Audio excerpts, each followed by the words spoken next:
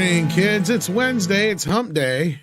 It is the day after Valentine's Day. So hopefully hump day was yesterday for most of you. But if it wasn't, I apologize, or you're married. So there's not much I can do about that. Good morning, kids. We have with us a cavalcade of wonderful, wonderful panelists. We have the boss man, Andre, of course. How are you doing this morning? Greetings, everyone. I'm doing good. I've had a very productive day so far. Got to see Ant-Man and everything. We're going to hear your thoughts on that, but it has been brutal for Ant-Man. The critics have not been kind to Ant-Man, or should I say Anti-Man, as I've been calling it. We'll see if that's accurate. But Script Doctor is also here from the Great White North. How are you doing? I am doing well. I am still in a relationship because I did not listen to my girlfriend and say, let's not do anything on actual Valentine's Day. Oh, you almost fell for that one, huh? Oh, I didn't fall for it at all. I good man. I led every Valentine's Day since our relationship, but this is the first time she wanted to lead and do something, and I was to take a back seat, and I'm like, no. Yeah. I already booked reservations and just surprised it to her. I gave her 5 hours notice, and she still got upset that wasn't enough time to get ready for the dinner. Well, then you passed. Like, that's the thing is you're the whole failure of it is if she goes, I don't really want to do anything. I just want to stay home. That's the test. And if you do that, then you fail. She had a very good argument because it was a weekday. She's like, but we're doing something Thursday, Friday, and Saturday. She chested the hell out of you. Yeah. You know, do you know what the super secret trick is? Never besides chocolate ice cream?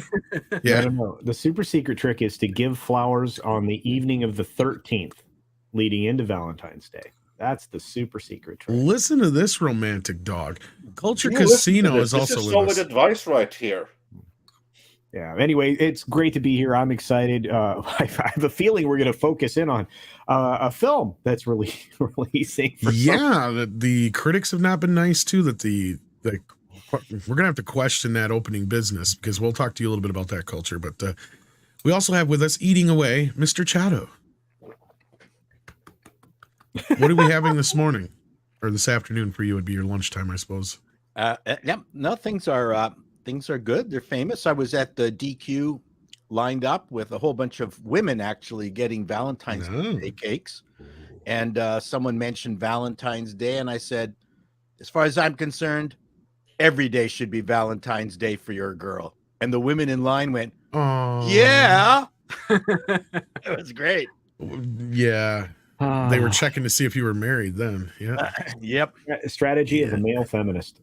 Yes, and I usually give flowers the week earlier because they're cheaper. Yeah. Well, I can't wait till next week when it's steak and blowjob day. See, that's the best part. You know what? We don't celebrate greeting card holidays.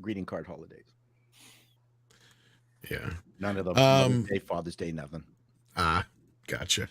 But we also have some guests with us in the chat. Let's see what you guys are up to. We got Grimzilla here who says, Cruise didn't save theaters alone. Spider-Man and Godzilla vs. Kong did it first.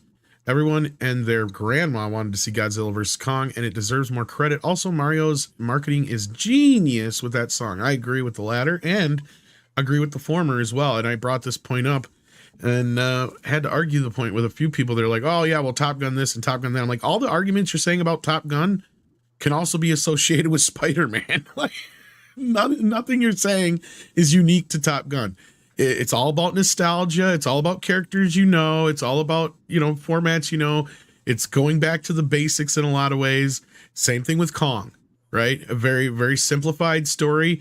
They didn't, and I pointed this out many a time, they figured it out finally after the last two movies. They're like, oh, crap, kids like this stuff. Maybe we should gear it a little bit more towards kids. In fact, let's put a deaf kid in the movie. Yeah, so I agree with you here. And yeah, what they're talking about, I don't know if you guys heard this, but Steven Spielberg famously told Tom Cruise that he single-handedly saved theaters. Did you guys hear about this? That's a little bit hyperbolic. Okay, to be fair, he said you may have single-handedly. That's the exact quote, but yeah. Nice hedge then. So then he was just being generous with him. Maybe he said, well, I tried with the Fablemans.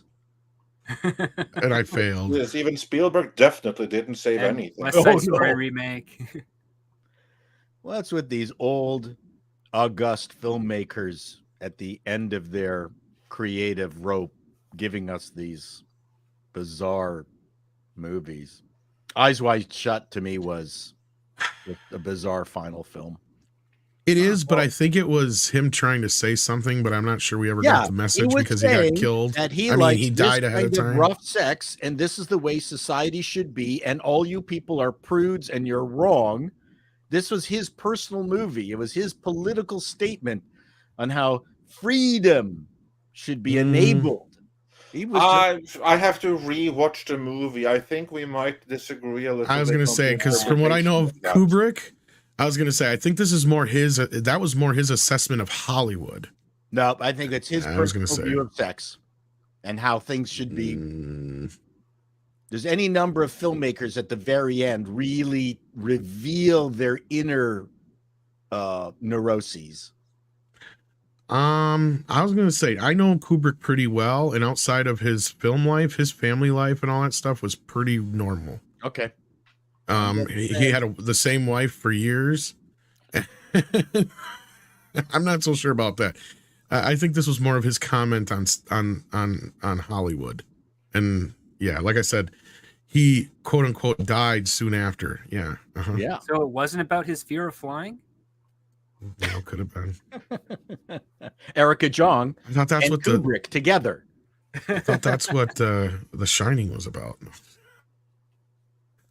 No, I don't know about that part. I'm not even so sure he got into that stuff so much. That's I have to re-watch that movie before I can comment on it because yeah, I was gonna say actually not just Hollywood, but elites in general, like Ram Bam said. It was kind of more of his comment on that.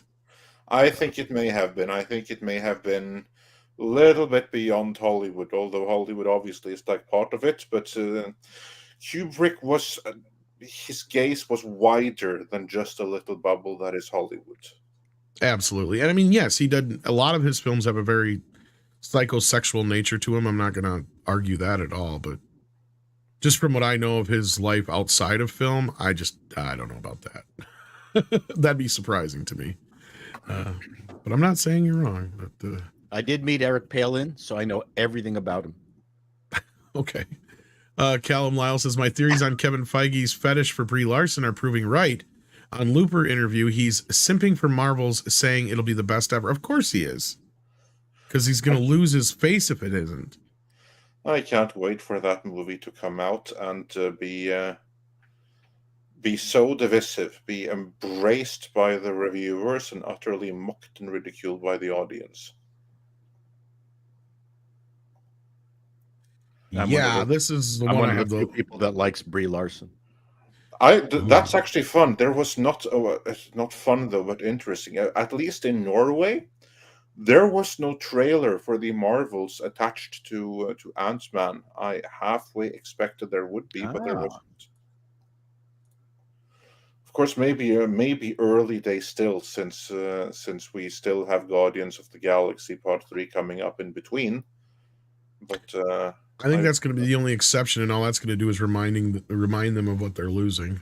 I should get out my old grade 2 purple bag. Was it the rye? It was a Royal Crown bag that had my marbles in it, and then set up a preview of the Marbles.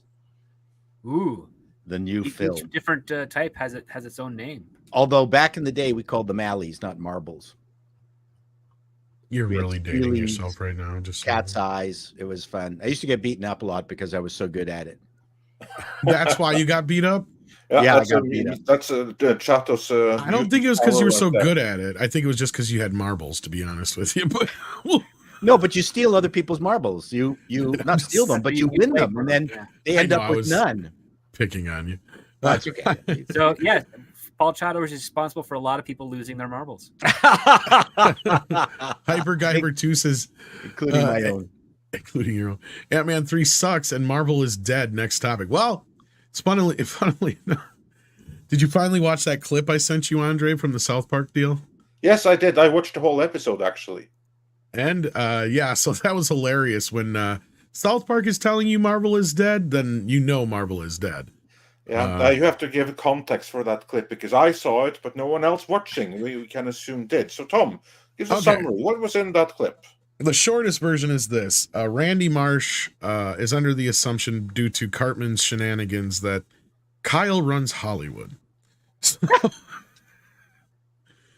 I'm not getting into the logistics because I'll have to get into things I don't want to get into on the morning show. Kyle is of a certain religious bent. Exactly. Yeah. Thank you. And Cartman is mirroring Kanye West's recent stuff. Yeah. And I found out for this, Paul, we can watch it on Much Music. They air. There you go. That's cool. Yeah, but that's cable. Yeah. I don't have cable. I'm completely OTA. Cheapy. So we'll have to find another thing. You have to find a way to stream it. Website, then. Yeah, I think it's on their website, their official website. Yeah. But anyway, so in the course of the episode, Randy goes to Kyle's dad and says, "Look, this whole woke thing, it's just not working. Okay, sure, it was a great idea, but now you're just shoving it in endlessly, and people are noticing, and they just want to be entertained, you know." And I'm kind of paraphrasing, and he says, "You know, we know that's what killed the Marvel universe, right? You know." And then of course he ends it with Avatar 2 sucked, but like. Yeah. Can you talk to your son? He's like, what? Yeah. Yeah, but still, that is pretty. That is, I think that is fairly telling when you have a show like South Park, which then tacitly gave the editorial opinion, "Wokeness killed Marvel." They're not wrong. Well, not just that, Hollywood in general. He's like, box office is down. You know, all that kind of stuff. You know, all that. It was really like, it's like they're listening to us. It's really weird. That's what I said during the streaming wars thing. Is like, are these guys listening to us? It's like, what the hell? No, I don't think they actually are. But no, I think it's just a matter of there being common sense. Common sense is just dictating how things are. I think they're listening to Doomcock sometimes, though. Disney definitely is. Yeah, I think certainly he's got their ear. Actually, they are listening to many of us. That doesn't mean that they listen to. They're just listening to see if there's something they can nail us on for. I wouldn't be surprised if they were listening to Midnight's Edge. I wouldn't be surprised if they were listening to Paul Chato. You know, anybody, you know, explicitly that has a large following, 100,000 or more. I anticipate that they're listening to those folks. And Paul should have, if he doesn't already have, 100,000 followers. It's coming. Well, he's just about to. Yeah, and again, as a former television executive, you know, Paul would be a good guy to listen to. You might listen to people like Script, but like I said, I don't think I'm certain that they're listening to a lot of people on YouTube, especially people who are, you know, thought leaders. I mean, you have to, even if you don't agree with them. If you're essentially, it's the same thing in politics. You're doing opposition research. You need to know what your detractors are saying, and you know, we are their largest detractors right now. So it would be foolish not to listen to some of us anyway. Well, Script and I would be a powerful combo that they would absolutely have to listen to. Yeah. I used to like combos. They're a pretty good snack when you're on a road trip or whatever. Oh yeah, we're delicious and scrumptious all at the same time. I like combos. We're like mixed nuts. Oh yeah. Just don't eat the almonds, are kind of stale. Dr. Long Dongler says, "Hail Wrenches, chat, Andre, Tom, and guests at a funeral today." Oh, well, sorry to hear that. Yeah, so I'll catch you on the next one. Smash the like, everyone. Well, sorry to hear about that, Dr. Long Dongler. My condolences, Dr. Long Dongler. Yeah. And then we have joining us, the one, the only, Rod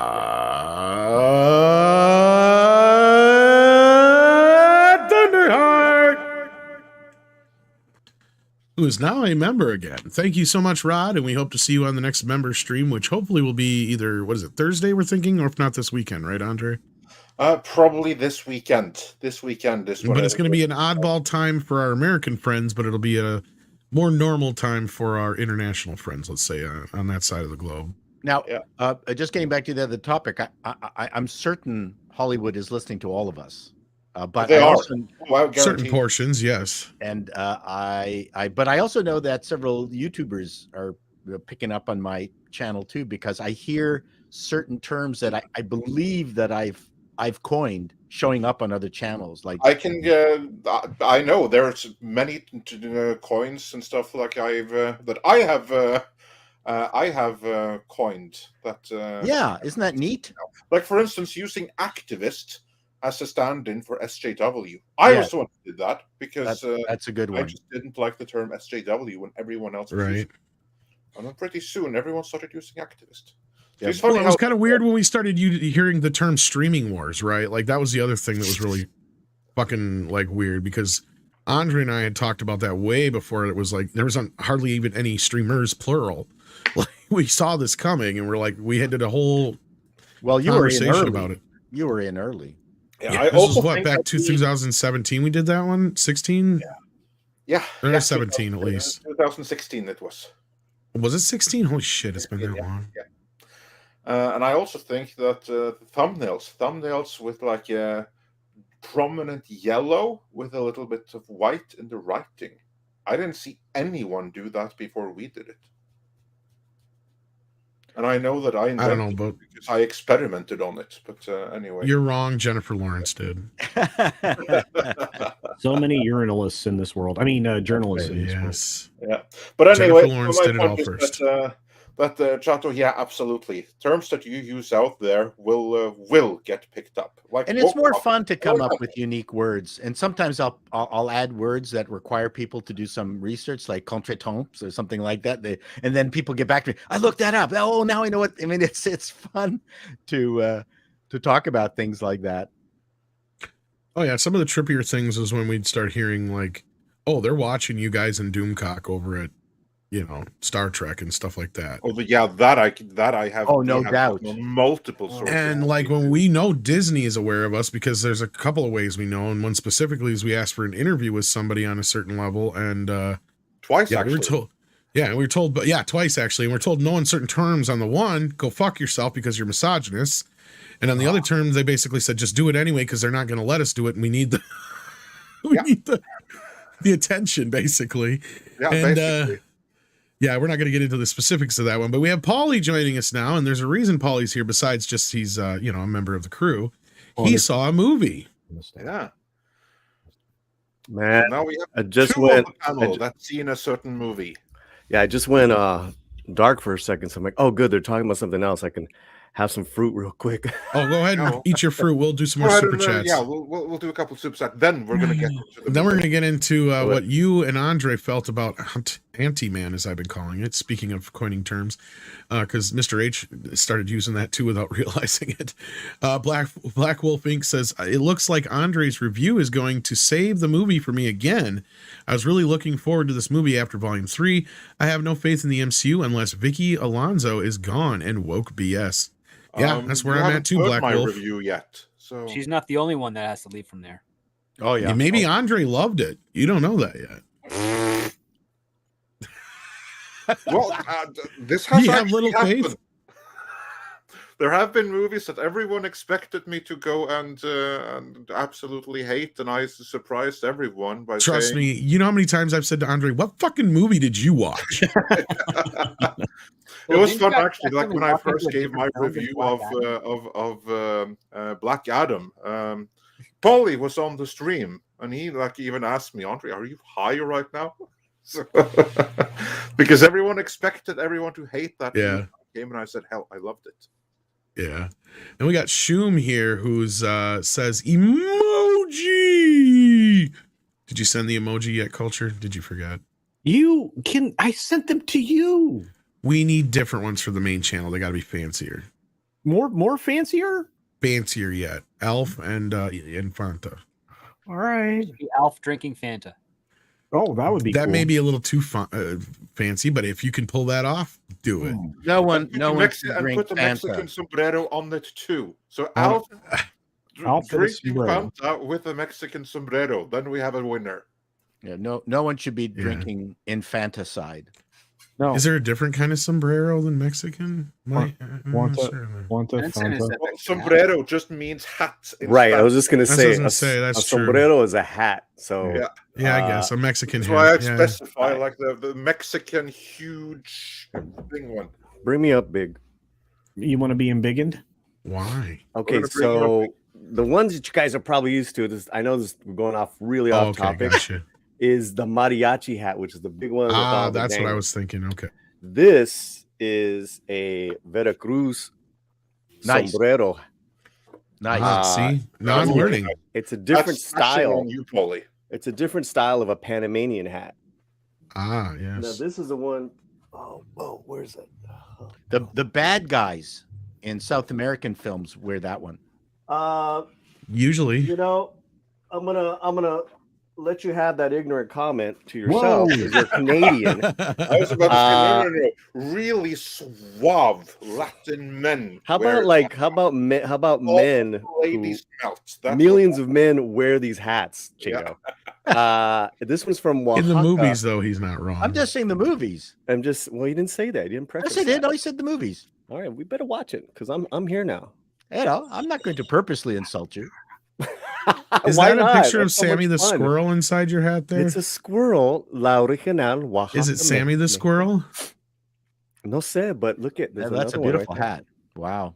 This was given to me by my uncle. Who knows Sammy the squirrel, Mikey Squirrel that he is it made by saved? Is it made from squirrel felt? So, and this one is just like almost like your regular pork pie multi-styled hat. Okay, everybody here who hasn't seen it yet, go over to Mexican Iron Man's channel. Oh. He had a squirrel that fell into his pool and he nursed him back to health. And then he went back. And I'm not, you had to ruin it. Well, you take too long. I was setting it up so everybody has to go see it, and then the ending is the surprise is that Sammy went right back in the pool. But yes, it wasn't a surprise. No, it was if you didn't see it. Animals sometimes are slow learners. Kenneth LaRock has been a member for 21 months and says hail to the panel in chat. Well, thank you so much, Kenneth.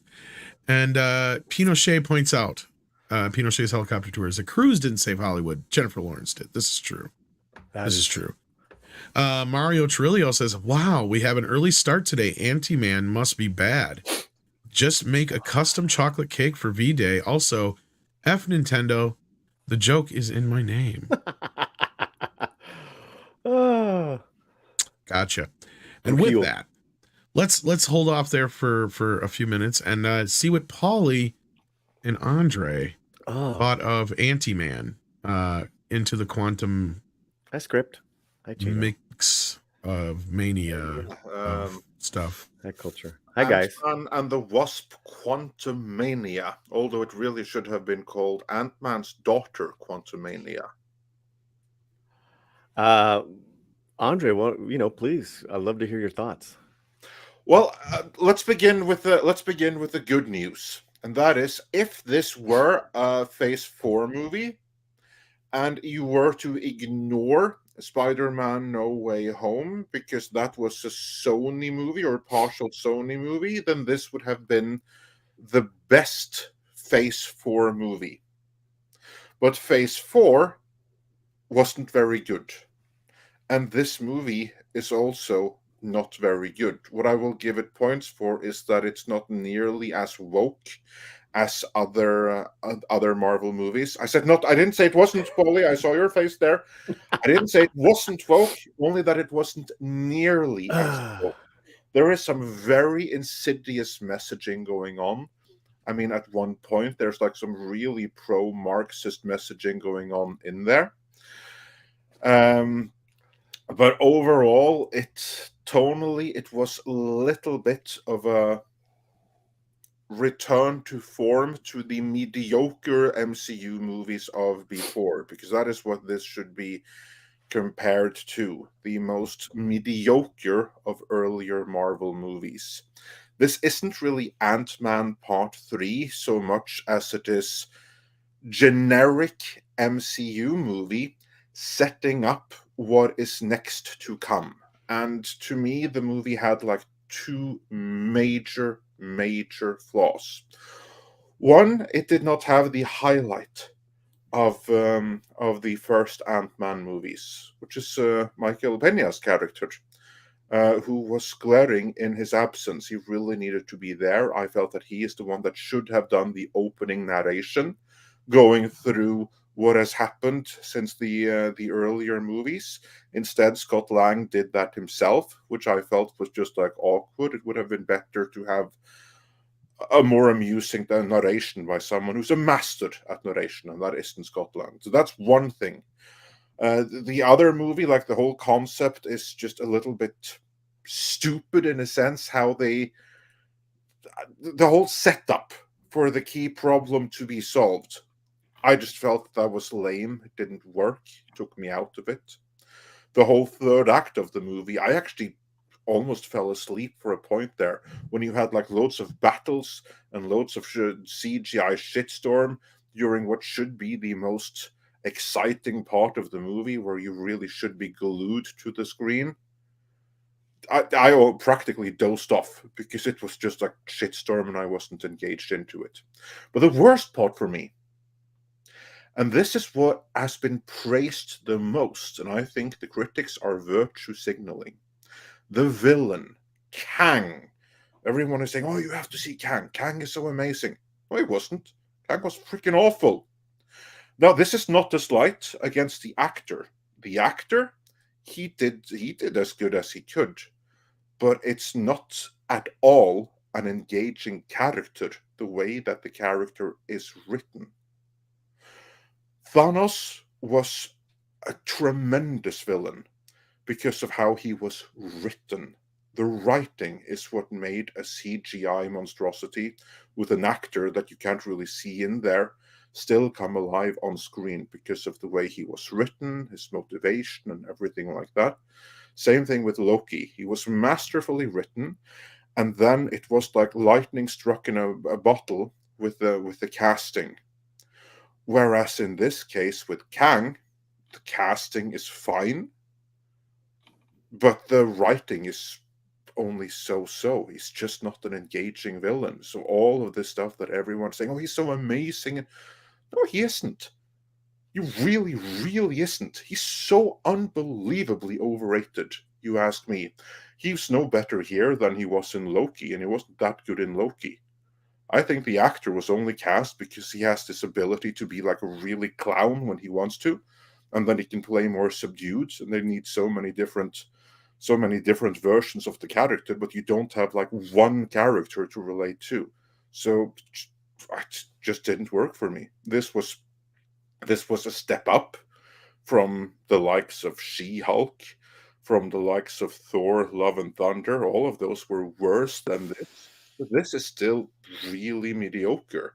I like that it was all in the quantum realm. I would have liked to have that more explained. But I would put this at basically the same level as Ant-Man and the Wasp, which also wasn't very good at all. That's where I would put it. That's my very short review. So this is mostly harmless, but pretty forgettable. And giving that this is where we're supposed to be hyped, this is where like the main conflict for everything is going to be set up for Phase 5. This is a villain that I don't buy, that I'm not engaged in the slightest. It's my very short review, and I've rambled enough. Paulie, take it away. Well, I mean, Andre's on point, and he's actually being kind. Also, too, I don't know if I can. Are we getting into spoilers at all with this talk? We'll get into spoilers a little bit later on, but for right now, since we have almost 1,300 watching, everyone that like, so we're just going to discuss it in general terms without going into any specific. I can do that right now. I can do that. So yeah, just in general terms, you obviously didn't like the movie.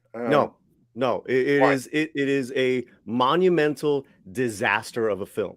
This is supposed to be your re-energized, reinvigorated Phase 5 Marvel that you guys have been touting, you guys being Marvel, for the last 6 months. What a disaster of a film. It is forgettable. I was bored. I too nodded off for a second.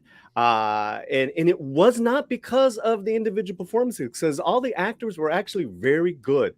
No, the actors are good. That's not the issue. Right. That is not the issue. It is the storytelling. And then there's this manufactured Marvel machine that spits out, rewrites, reshoots, and you can tell.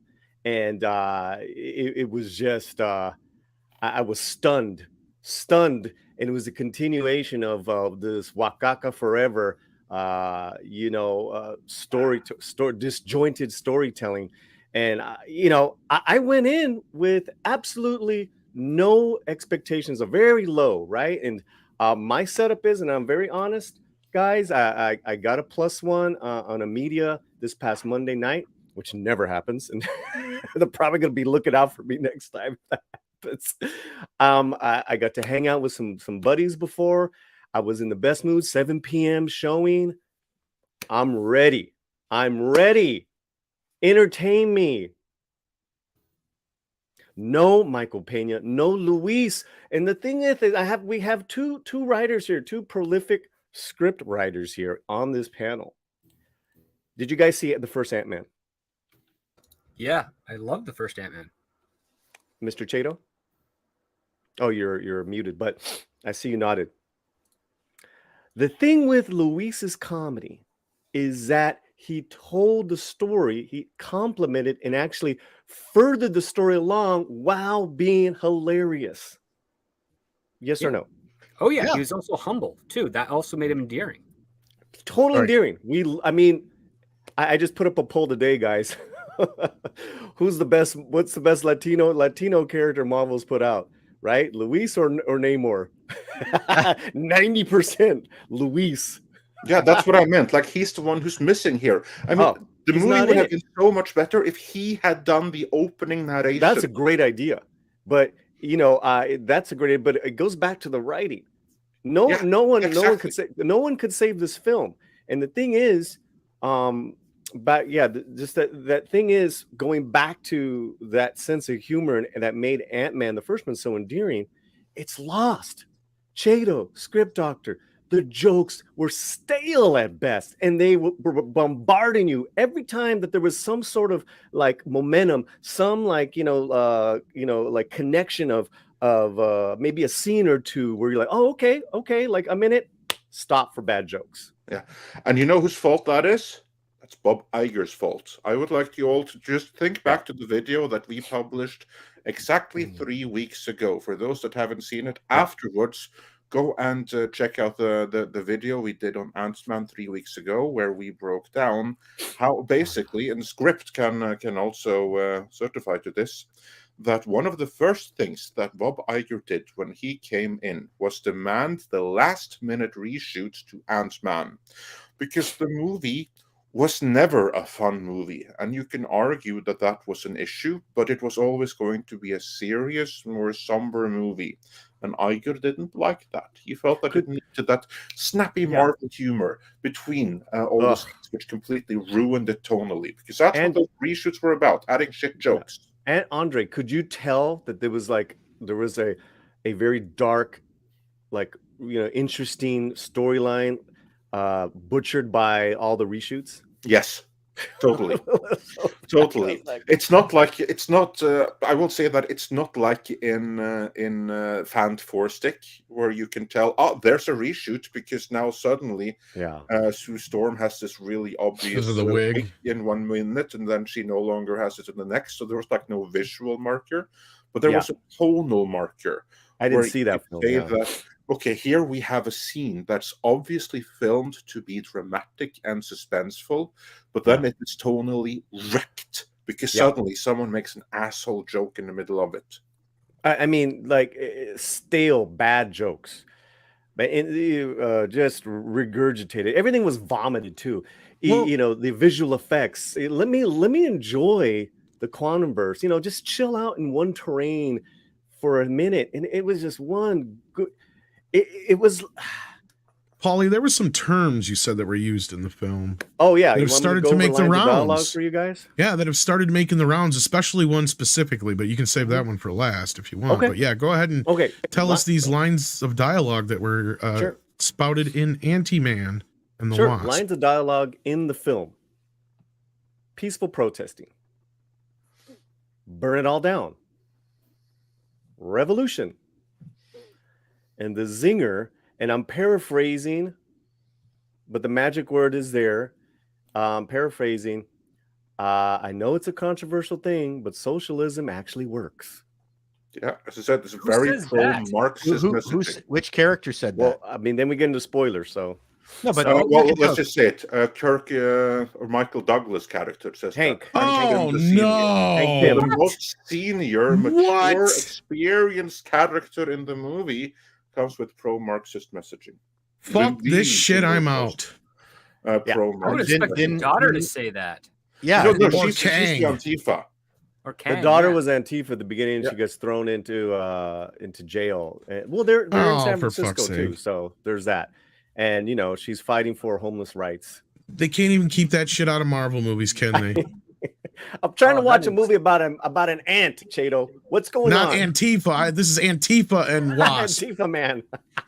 Well, Marvel, both in its TV shows and its movies, have no concept of being able to repeat the successful frameworks of their better products. So Ant-Man 1 was a really good map. It was a good shape for a movie. They kind of successfully repeated it in 2.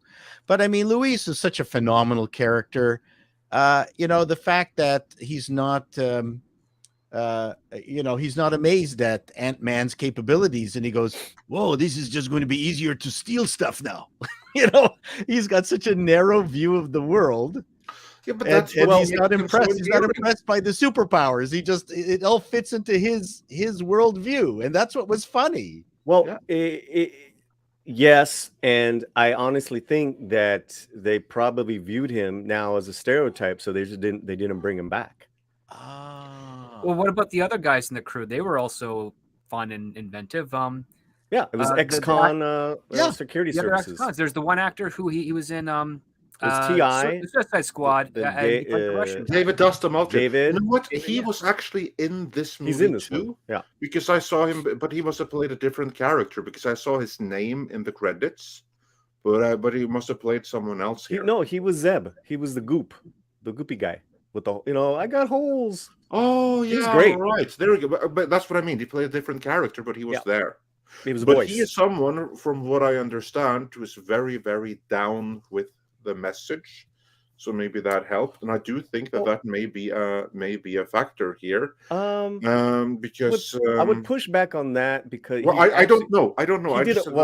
He did a great interview with Chris Gore last week. Yeah, I saw that interview. He seems more down to earth with real people. He's very down to earth and really into comics. Okay, that I know. I know he's written comics and stuff. Yeah, there's a great interview that he just did with Chris Gore. Yeah. I just think he's for hire here. They're not gonna. Maybe I don't know, but anyway, so he played a different character.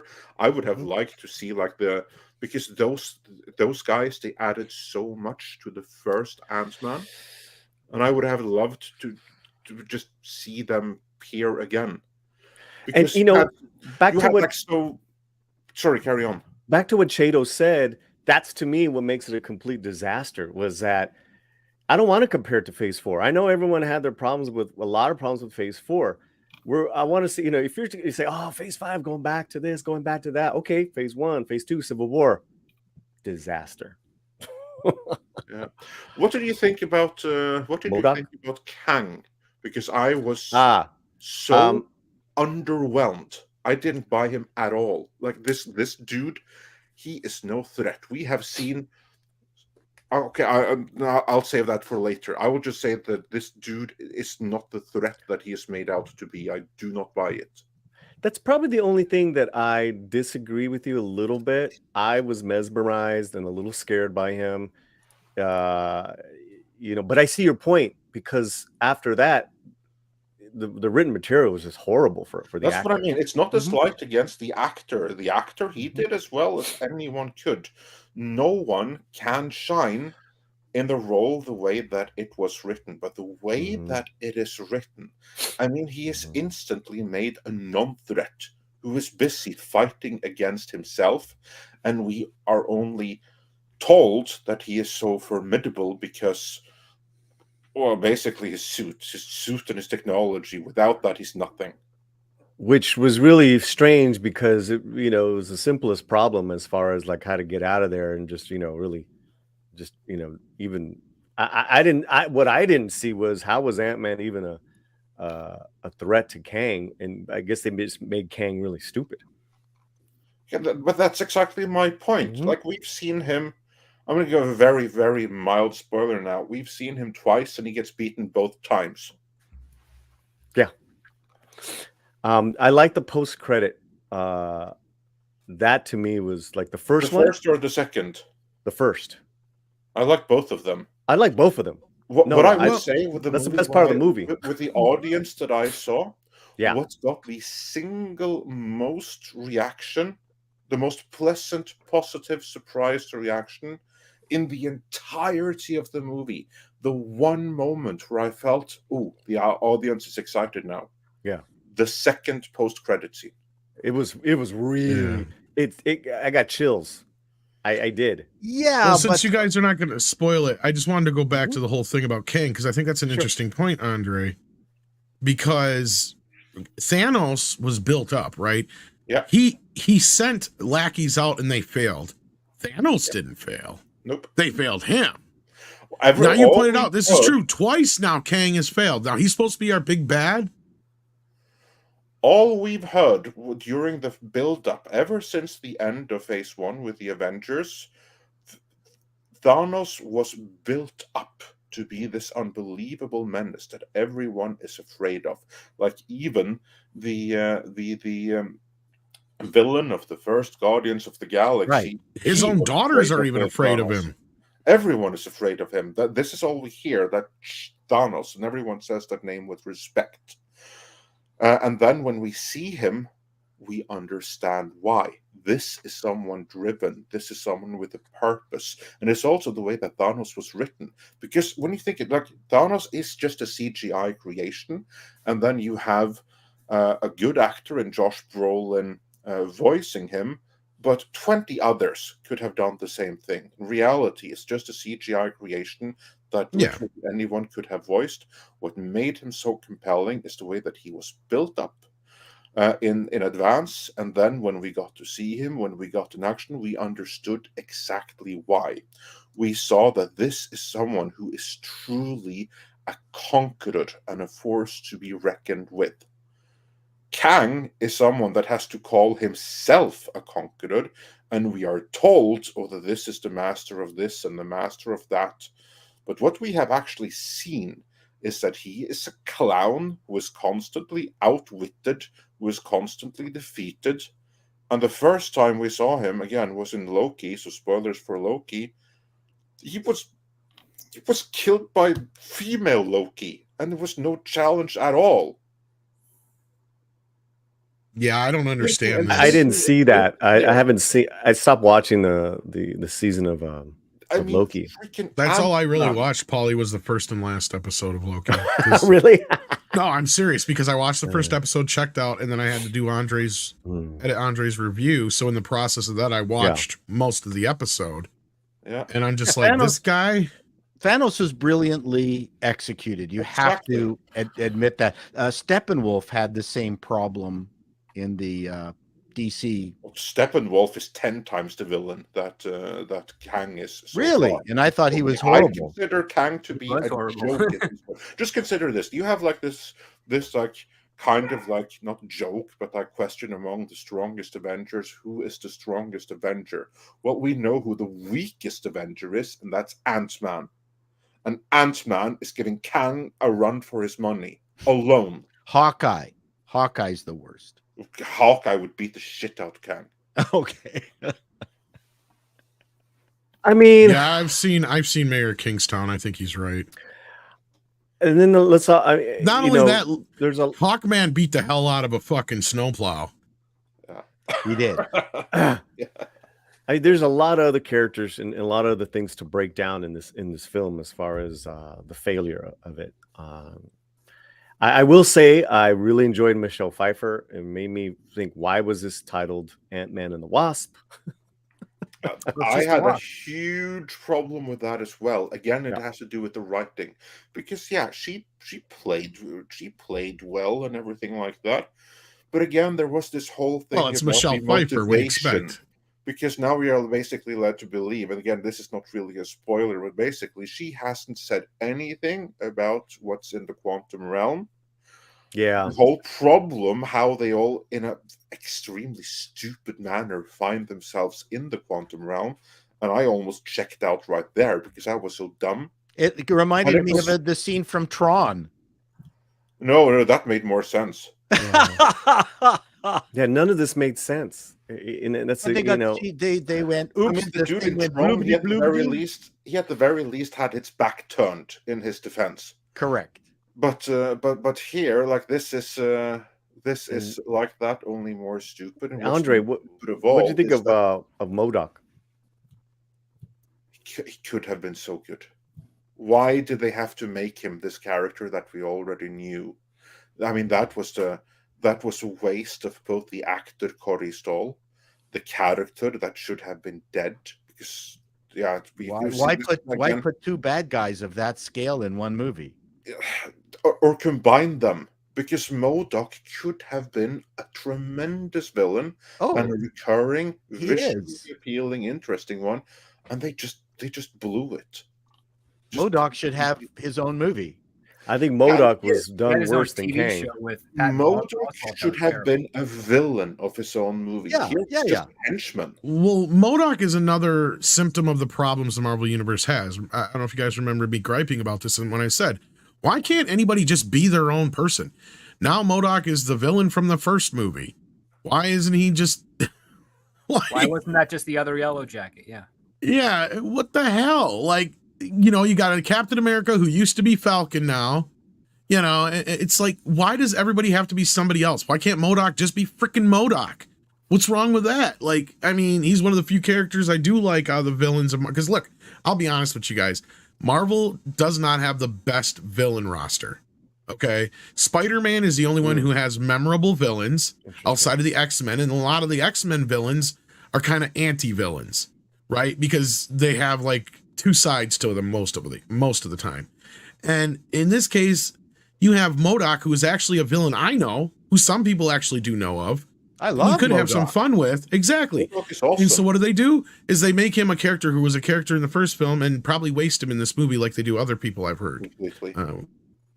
There's a beauty, though, and that is you actually have the, if they want to, they have the opportunity to do another MODOK and do him right. But the problem is that they already kind of like established that in this MCU, MODOK is made with Kang tech, and he's just a Kang henchman. And he's not a villain in his own right. And that is ridiculous. That's stupid. It is, isn't it? Or were they trying to parallel the Iron Man cartoon where MODOK was kind of like a number 2 to the Mandarin? I have not seen the Iron Man cartoon, so I cannot comment from the on 90s, that. yeah. But I would say maybe. But if MODOK was a number 2 to the Mandarin, then he's more fearful, because here he's just another enforcer. Oh no, MODOK is way bigger than that. Yeah, wow. There's also multiple versions, because there's MODOK with a K and there's MODOK with a C, and they're two different characters, but they're in the same type of harness. As far as I understand, the character started as MODOK with a C. He started with a C. He started out as a mental organism designed only for computing. Yeah, and then after he was transformed from like, so he's 3. Then he decided, screw this, I'm going to become the ruler of AIM, and that's when he became MODOK with a K. MODOK with a K for killing, and then he took over. Oh, and he Jesus became Christ! A megalomaniac. That's in the comics. I know, but yeah, they had to. Never mind. I just think that people of our age should not be discussing it. Look, and I know this is no secret that Bill Murray's in the movie, and from what I heard, he's barely in the fucking movie, right, Paulie? A blip in a sea of barf. Well, he's in it for 5 minutes, and he's good. He surprised me. I did not know he was there, so to me that was actually a surprise. I was like thinking, oh, who's this character? It's like, oh, okay. And that come was, on. to me, that was actually one of the highlights. Very Really? reveal, yeah. You know, I think I was just so disconnected by then, and it wasn't. It was kind of early in the film. I was like, oh, Bill Murray. Okay. Yeah. Well, the whole Quantumania thing really is not Ant-Man's shtick. He's not a smart protagonist. That's a huge problem. And he's not a scientist. He lives by his wits. He's a regular dude who's got this power with the suit. So he needs to be solving real world problems with his lack of intellect. And he manages to sort of like barely figure things out. And he doesn't even know how the goddamn suit works. I mean, that's all part of the fun of Ant-Man. Yeah, he's a real electrical engineer. Right. He is not a scientist. He's not Tony Stark. And I thought this whole quantum thing just does not fit the Ant-Man modus operandi. Well, and so you make him a comedic foil in the last few films, right? So here I never bought it that he could actually, go against Kang. Right. Never for 1 second. With some nice father-daughter moments, but yeah.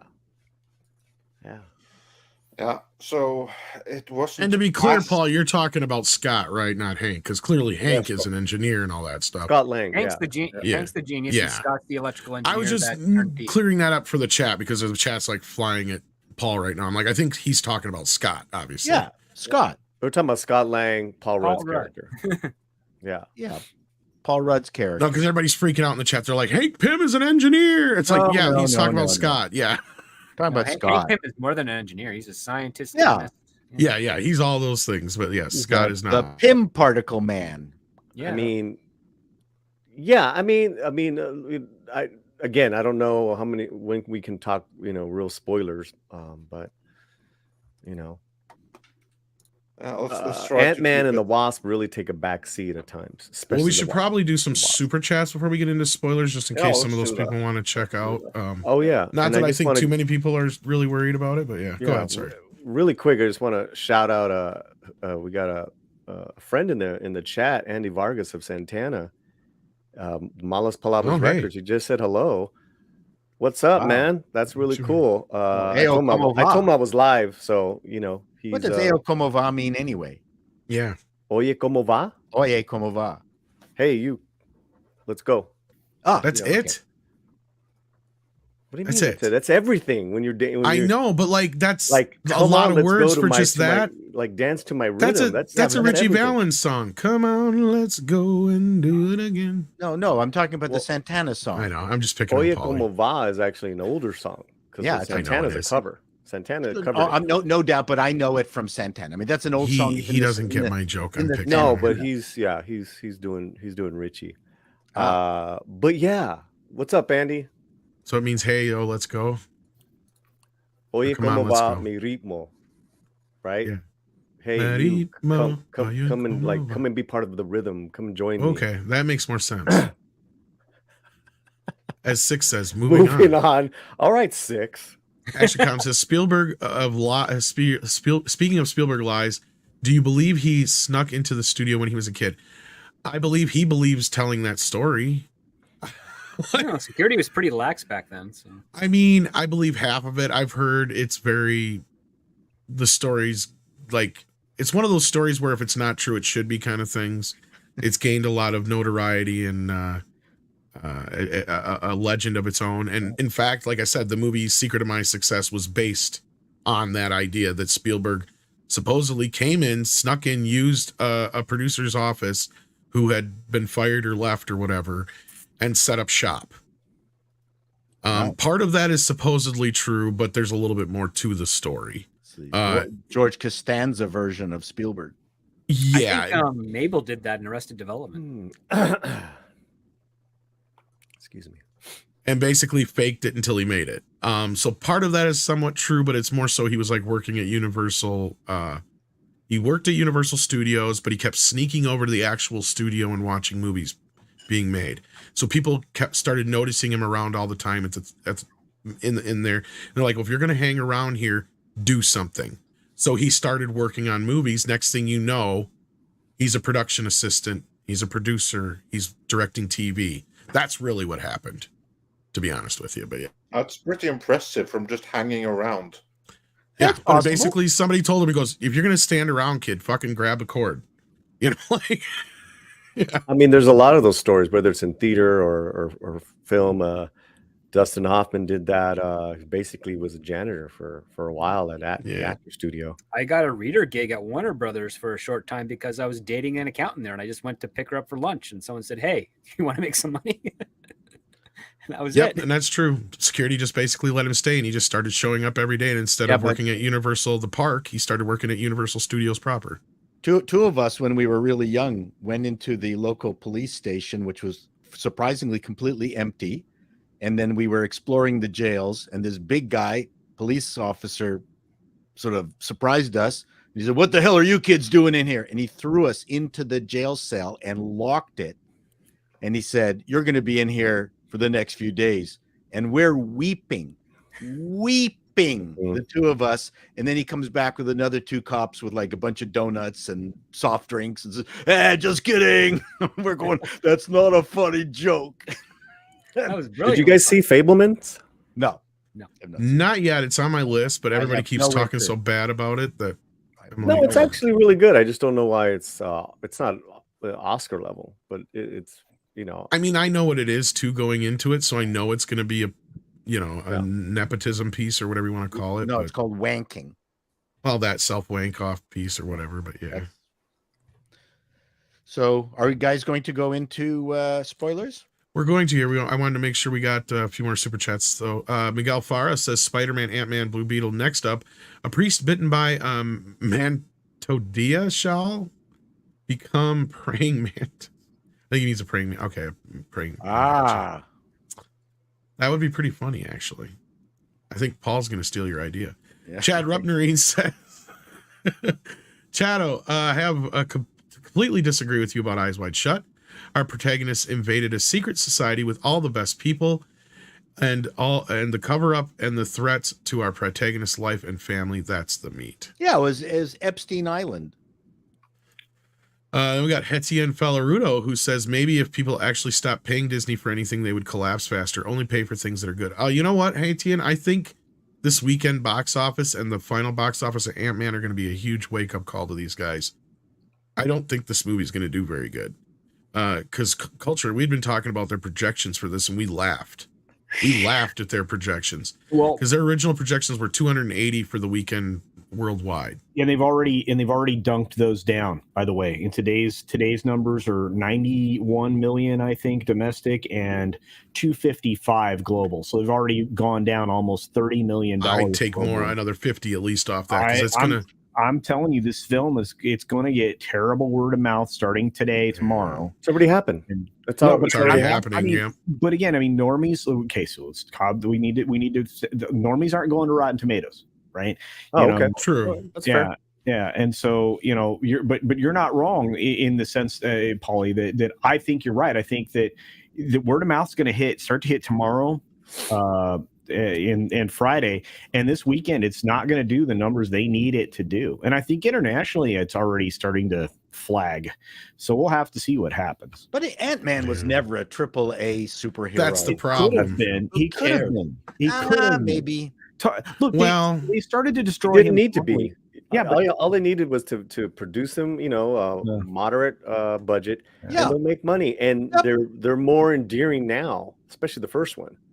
The first one's great. The second they just lost it. They squandered the opportunity 100%. This is what Paulie and I are in lockstep on this one, because it just ran this character into the ground. They could have built him up. He could have been an Iron Man kind of character, but no, that's not what we're doing anymore. I think what your problem is here, what you'll have is we've already predicted it's going to be front loaded, but it's going to be as front loaded as they were hoping, because the first movie only made in the $600 million range overall. The second one managed to scooch over 700, but it was under 8. I can't remember how close it was. It was like in the 760 range or something like that. This movie is going to go below that. And the reason I say that is look at what Black Panther did. Black Panther was one of the bigger movies of the Marvel movies, and the second film tanked in comparison to the first movie. It has barely made $700 million. This movie is going to be lucky to make the same amount of money is Shang-Chi. I'm saying it right now. The Marvel Universe has fallen off a cliff and hard. And deservedly so. I see zero. When I said I saw zero interest in Avatar, like I'm seeing even less in Ant-Man. I don't see it trending anywhere. I didn't see anybody talking about it until reviews started coming out. I hear J.K. Rowling is going to see the movie, so it should be boycotted. Yeah, there you go. That's the way you use some psychology on him, Paul. Yeah, see? Yeah, she should tweet how much she enjoys the movie. That would absolutely tank it. Yep. There you well, go. I mean, the only thing Ant-Man has going for right now is that's released in February, which is a dry month for these types of films. Yeah, and it's technically Valentine weekend. We got Cocaine Bear next week. But most people already did that last week. Yeah, and that's the other Cocaine thing. Bear. See, this is what. Thank you for bringing that up, Paulie. Cocaine Bear. Because how funny do you guys think it's going to be if this is the first Marvel movie to be knocked off the top spot at second weekend by a fucking movie called Cocaine Bear? 100%.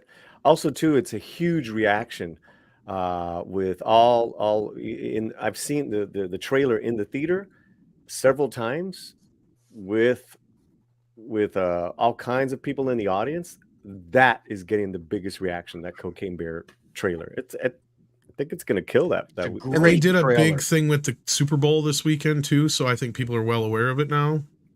Yep.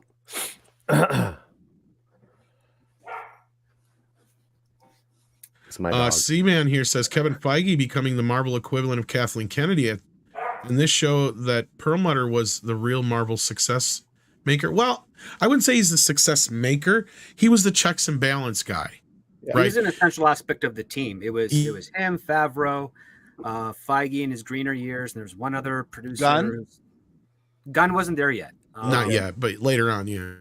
Gosh, I'm forgetting the other producer, but not Avi Arad, but the other. Avi Arad was he was Spider-Man. Yeah, I'm trying to think of the other guy. Yeah, there you go, Louis Esposito or whatever his name is. Yeah, is that who you're thinking of? And the other part too, you can see the progression. The moment that Disney bought it, they slowly weaned out notable directors and notable writers for these processes, for these projects, and ended up hiring people that would basically just do the work and not actually bring anything fun or creative to the movies. That's why they end up becoming homogenized and indistinguishable. You could cross-cut scenes from Shang-Chi, Thor: Love and Thunder, and Doctor Strange, and no one would realize that they were from 3 different movies because they're that closely designed. Where you could take scenes from first Iron Man, Captain America, and Thor, and you could know that they're from different movies, but that they cross over enough they have that, I guess, byproduct of a link as opposed to an intentional linking of this as one Marvel series. And when you lose that voice, when you lose those distinctive natures in your films, you then lose the freshness of it, and what you end up getting is derivative story, manufactured assembly line product. Well, they've failed in many regards, script, because they've failed in preserving you were just kind of breaking it down, the aesthetic, right? The aesthetic of the in the real world heroes, the on the ground heroes like Cap and Iron Man and so on and so forth. You could see that aesthetic. When you get into the cosmic realm, you had a different, you had a different aesthetic, right? But now the cosmic realm is crossing over with the I don't know, fantasy realm, it's a quantum realm or time traveling realm. And all of it now looks so homogenized. There's little to no distinction between any of it. So I agree with you there. I would also say that they are shortcutting every single introduction of every single character with no development. Everything they're introducing, and they've been doing this since they started up these shows on D+ or Disney minus, whatever you want to call it. You're shortcutting all these characters into existence with no development. You're literally living off the backs of things that were put in place, over time, and you're not giving any quality background to any of these characters. There's zero. Well, they're copying and pasting the Black Panther introduction in Civil War, but failing to understand that he was going through an arc in that as well. Right. And because Black Panther's arc is, his father's died, he's on a path of vengeance, and then he realizes, I was being manipulated. I'm not going to kill you like everybody else would. I'm going to make sure you face justice. And that was to Zemo, I think it was. And the they basically did that for Black Panther, but Spider-Man was the one that had no character development arc and injected him into Civil War. And what was fascinating is that we're getting more of the Spider-Man approach to that backdoor injection of secondary characters than we are getting the Black Panther version. Injection. What did you say, Tom? You said backdoor injection. I didn't know you were 12. Okay. Did we have to dwell on that? I always do that. What do you mean? Okay, I gotta. I don't know why you entertain Tom with that stuff. What yeah, like I always do that. I always do that. That's nothing new. I gotta say this though, culture. You did. You crazy son of a bitch. You did. What did I do? He did it. That crazy son of a bitch did it. What did I do? He did everything we asked for. We got Elf in a sombrero drinking Mikey's Fanta.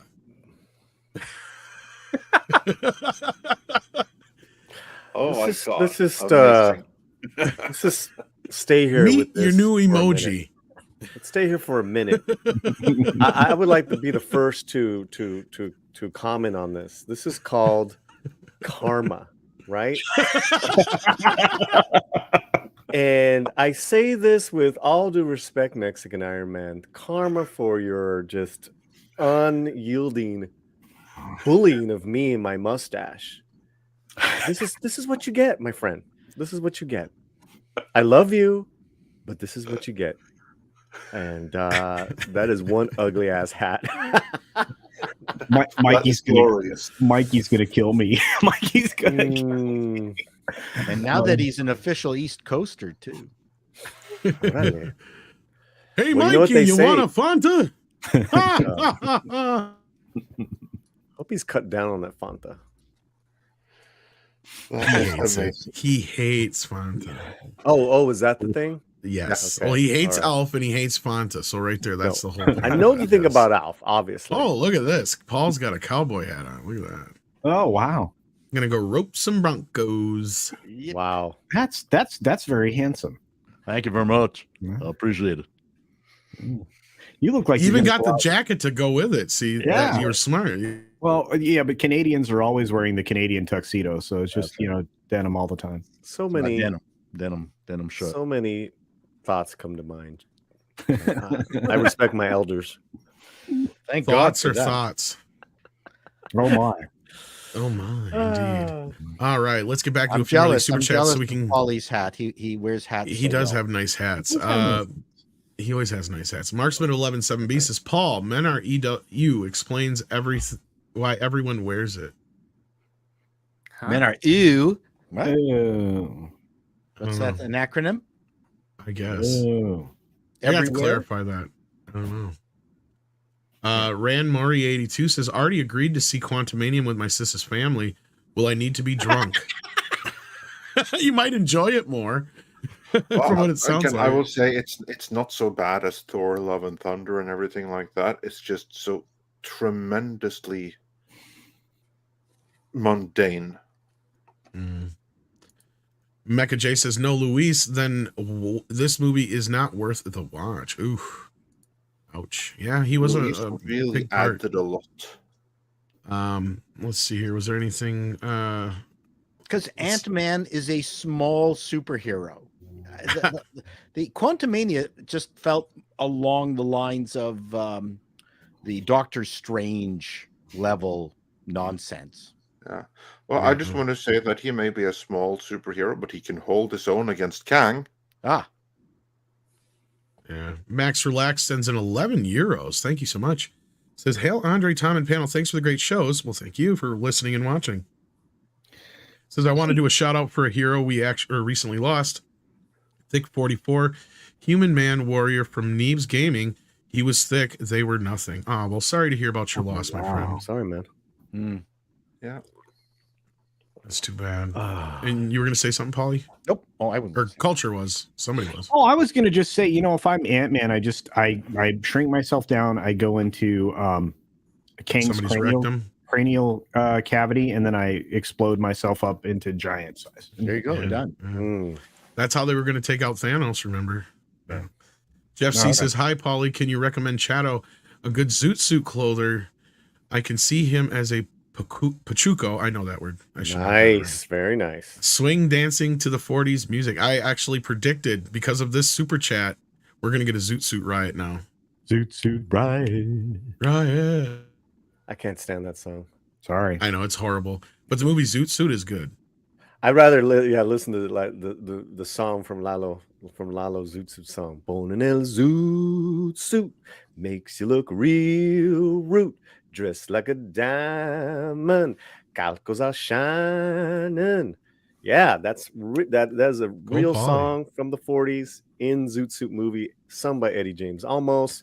Well, Zoot Suit Riot was an old song too. Clothier, yes, there is a clothier in Fullerton, California, Chato, that does original Zoot Suits. They're incredible. I'm not going to be buying one anytime soon. Oh, Well, you you were talking about should. it earlier.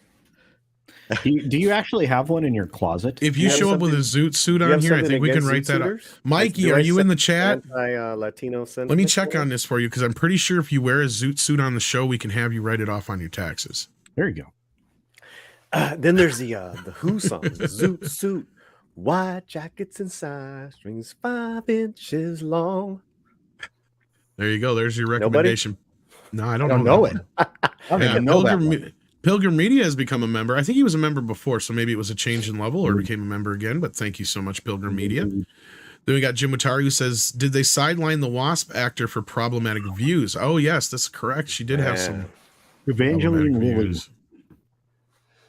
She's a normal Sounds person. like she's a little bit sidelined in this movie. You No, know, I it's- don't think that she's sidelined at all, but they have 2 other stunning and brave women that she needs to share screen time with. Ah, Remember what you said, Tom, that it would take that it takes like 3 women to replace 1 Ant-Man, and that's yes. kind of like what we're seeing here. So it's not that she was sidelined so much as her screen time just had to be divided between Equity. Michelle Pfeiffer's completely ridiculous storyline, which I did not buy the premise of, and the Antifa daughter. So there you go. There's your answer, Jim. I was worried about the just the amount of cast that they had to spread the story across, even in the trailer. Yeah, with good reason. Says T.I. was Me Too'd, so Marvel cut ties with him. That's why he's not in this movie. Oh, Oh, was he? Mamadas. Whoops. I jumped ahead there. Steven says, "Hail, panel, mods, and chat. Just the facts that the credited screenwriter only prior credit is that he wrote for Jimmy Kimmel's talk show explains all the criticism I have heard about this film. I'll skip the propaganda." Yeah, that's a good point. Like, not like Jimmy Kimmel's had the best of writers lately. Well, I think the funniest review I've heard so far was this one individual whose name is Randolph, who will not be named. The only thing they said was that the closing credit sequences are hilarious. They're great. Great. And that was it.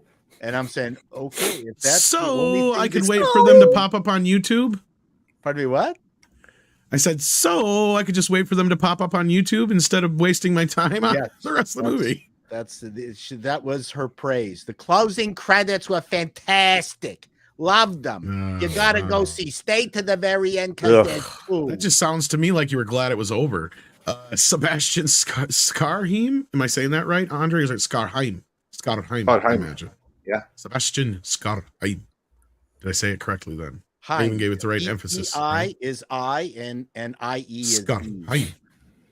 Or is it him? Skarheim. Heim. He says Heim. He says Heim. I just So, shut gotta go up, with that. man. I don't try to do any of that stuff. Slogan suggestion for next phase of the MCU. One of Andre's fellow countrymen. We will fail. Yes, we can. Basically, Yeah, yes, we can. Yeah, we that's was what, Kangs, but not anymore. Well, let's not even go there. I've got the lovely bunch of kings. I'm not the guy who took the character named Kang and casted the black dude, Andre. I'm just saying. Don't put that on me. They walked right into that one. I will say that, I especially first heard that from Yeah. Game Theory. We was Especially, especially since they have so many of them who can complain amongst themselves what they used to be. So Yeah. they walked right. It's into that almost as one. obvious as, like Mr. H said, putting multiple Ezra Millers in the Flash movie. So now they them is proper, no matter what you do. Listen, the Flash trailer is like Shakespeare compared to Ant-Man. You're not wrong there, probably. Pinochet's helicopter tour says Operation Touchstone was when the CIA funded British animators to funded British animators to create the 1950s Animal Farm with advice from Walt Disney, a strict anti-communist. Okay. Let's go. Walt Disney would have rolled in Oh, his yeah. grave if he saw He's this rolling, movie. He boy. would just have rolled. Well, in it. his He head's would have spinning in done that ice freezer somewhere. Put him boom. So tell me, more importantly, is Kang in this film blueface?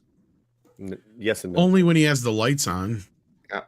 Because Kang in the comics has got a blue head. Well, Well, that's a we'll mask. get into that in spoilers. Okay.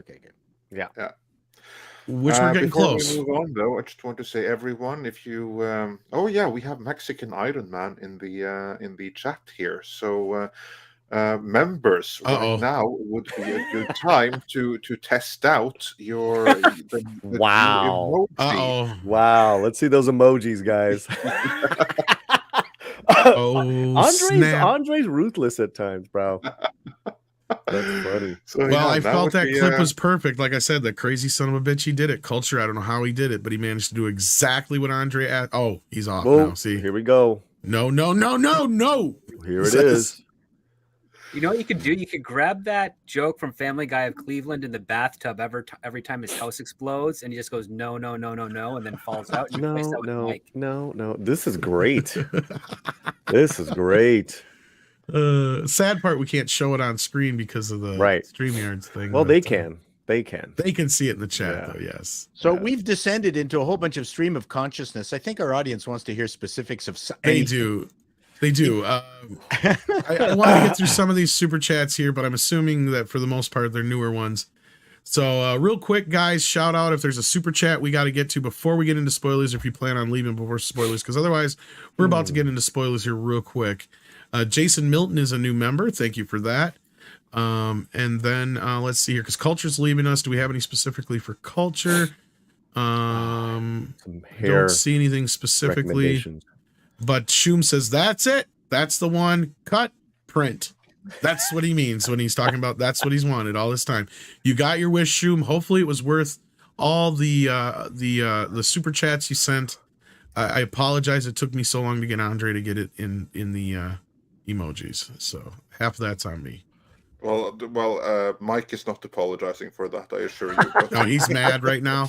But we thank Culture again for making that possible. And with that, like I said, real quick, unless anybody says anything, which I haven't seen anybody say anything in the chat yet, I think we're going to break into some spoilers before we finish up the rest of the super chats here. Let's do that. But let's let Culture get out of here first. Later, bud. Thank you all for being here today. I'm glad you guys are appreciating the new emoji. Thank you for the inspiration, Andre and Tom and everybody else here. You guys are amazing. Check out all these wonderful gentlemen on all their associated channels. Paulie's really crushing it right now. And if you're not subscribed to Mr. Chato, please do so. He is so very close to 100K and he deserves it. And then you can unsubscribe. Well, wait till you get your little plaque. Kickstart the algorithm for you, buddy. Wait till I get the plaque, and then you can. And But on that note, I love y'all. See you later. Bye, Culture. Thanks for joining us. Take care. Bye. All right. So, ladies and gentlemen, boys and girls, Got this. You're gonna put the banner up? do I have a spoiler banner? Let me see here. I Well, we deleted a used to bunch of have the one. banners. I deleted a bunch of them because we had so many of them. I'm going to create ones. Oh, I will say while you're looking for Pablo Geeks Rapology of Midnight's Edge Espanol is going to have his Ant-Man review up tomorrow. Awesome. Perfect. Oh, so Looking Pablo forward has seen to it that. too. How did you get in We're seeing early? it tonight. He's going either tonight or early in the morning. So Doesn't we'll it have open tomorrow? Doesn't the movie open tomorrow? Latin America, it's today. And Paulie's in Norway is California. also today. So how'd you guys get in? I got in on a press one. Monday night, which was totally. I had said last week, I'm not going to go see this film. I'm no interest in seeing this film. And then my friend calls him, hey, you want to go see this movie? I'm like, all right. And I knew Gore was going to be there. I'm like, let's have some dinner with Gore and Verbal Riot, Alan Ning, Rosa Parra. We all hung out. A bunch of film nerds. It's the best, and then you go see a film. So I was in a really good mood, so. I got to work on my Chris Gore impression. Hey, whatever. What's going on? Hey. He's fantastic. I mean, he's such a good dude, and it's so cool to Alan, what's your hang out opinion? with him Wait in a second. person, I don't man. want to hear your opinion. I want to hear me talk. Come on. Yeah. Hope Chris Yeah. doesn't see that impression of him. No, that wasn't bad. No, thank you. I'll work on it. But you got it. It needs a little what do you call, there's a little tweaking. Yeah, it need tweaking. I'll work on it. I look forward to your impression of me. That's tough. I think Tom does a good impression of you, but he's offline. Well, it helps, first of all, that I do impressions. Second of all, that I've listened to Andre's voice more than anybody else in the world, maybe other than his wife. Possibly. And maybe even more, because like I've had to sit there and listen to him at hours on end on things. So, I think I audio can get editing and Andre's everything, tone. I can get his. I've got a British thing happening, but I can kind of zero in on Andre's tone. Now I just have to work on his accent. well, he doesn't have a standard Norwegian to English accent. That's I part of it just too. use a German accent as a placeholder until I figure it out. Because didn't I predict that like you had learned from somebody who actually spoke more British or something like that? But I know you watched a lot of television too, so that helped. Oh yeah. He-Man was my English teacher, my first English teacher. But like, yeah, you got more of a proper English in your. I didn't speak accent. English until I was after 5 years. Because that's why I always old. refer to Andre as like, is that proper English? Because he'll know better than me usually.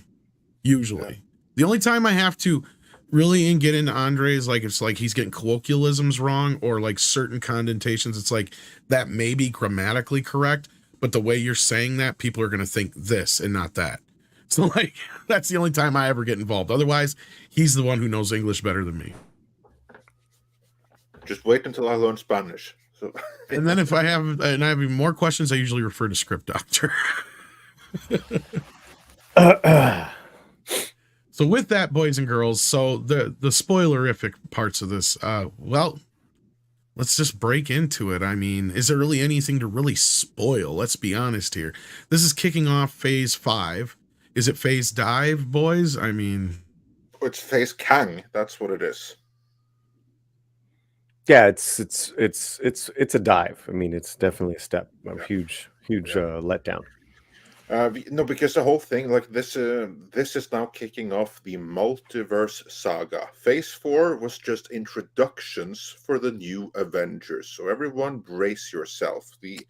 All the stupid people that you didn't like in Phase 4, they're your new Avengers. That's in the upcoming Avengers movies, it's going to be those people. The main big storyline going forward here is the multiverse, or more specifically, it's going to be all the Kangs of the multiverse, and we do get to see them in a like Tom. You remember the scene towards the end of Beavis and Butthead Do the Universe, right? with all the Where you Beavis have and Buttheads, yeah. all of the different Beavis and Buttheads of the universe in a throne room, being led by the lead Beavis and Butthead, right? Yeah. That's the first post-credit scene just with Kang. That was fantastic. You had an Egyptian Kang. You had that's Ramatut or whatever. Ramatut. So what Andre is saying is Beavis and Butthead still did it better. Yes. Yeah, I mean, I thought that was pretty creepy, menacing post-credit.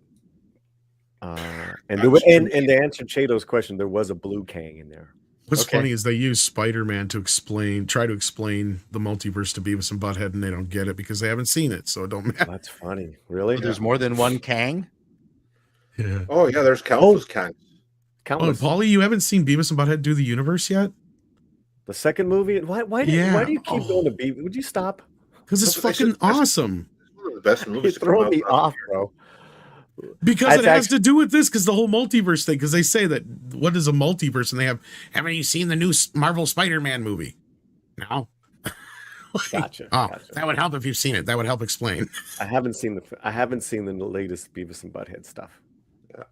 Anyway, But sorry about that. But anyway, point being then, because Kang, he died the first time we saw him in the Loki miniseries. Hmm. And the spoiler, he dies here too, but that's a different Kang because it's just a variant. And that's Didn't kind he, of like what didn't he we know go is out the- like a complete weenie? Yeah, but this is what I said.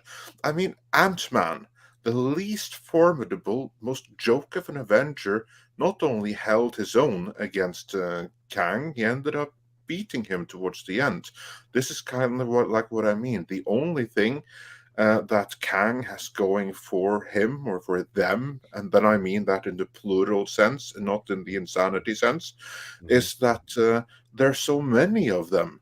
There's like literally countless Kangs. They were all in a room there at one point. So they have like numbers going for them. And they have technology going for them because they basically have like this Doctor Who technology of traveling throughout time, space, and the multiverse. Right. But without their suit, they're nothing.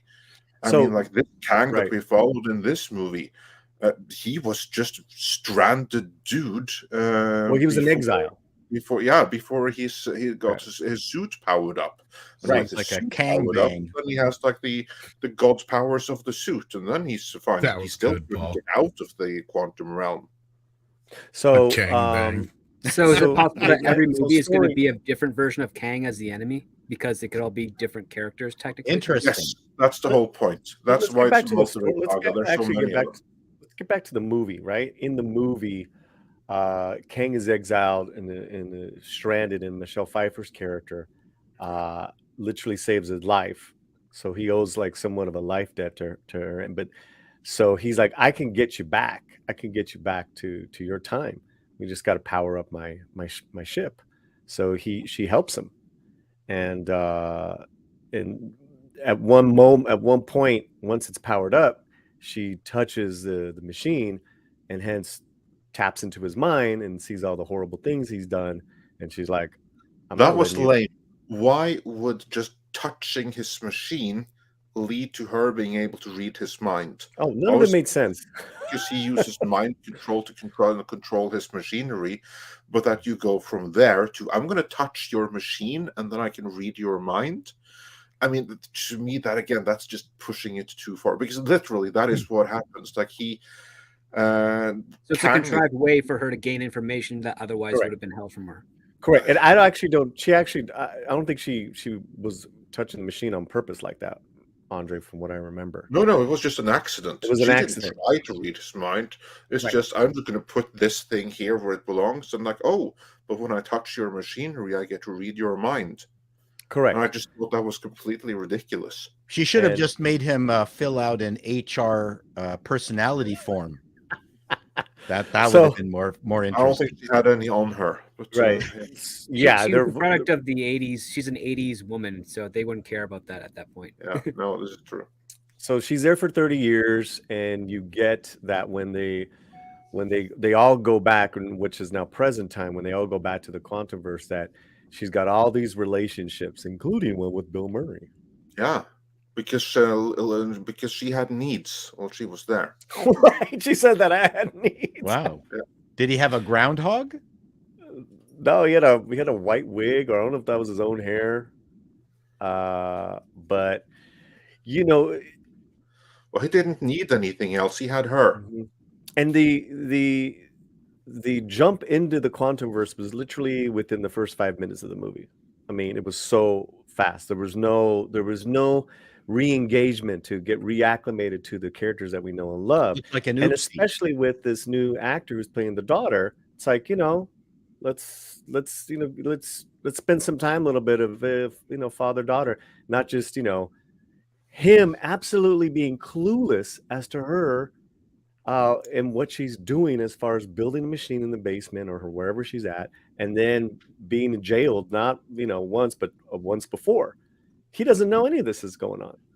was like, because he's so busy because he wrote a book and he's talking about his life with the And Avengers. he's disrespected so much. Like he's Yeah. basically like being treated like, oh, you're this joke and this loser, and you saved the universe once, but then you wrote a book, and now what you do? It's like, Jesus, what do you got to do to get some respect around here? Yeah, my son treats me like that. And there's like, all these, nods to time and the little man, even the, all that stuff. It's like you heard it before. And it was just nothing fresh.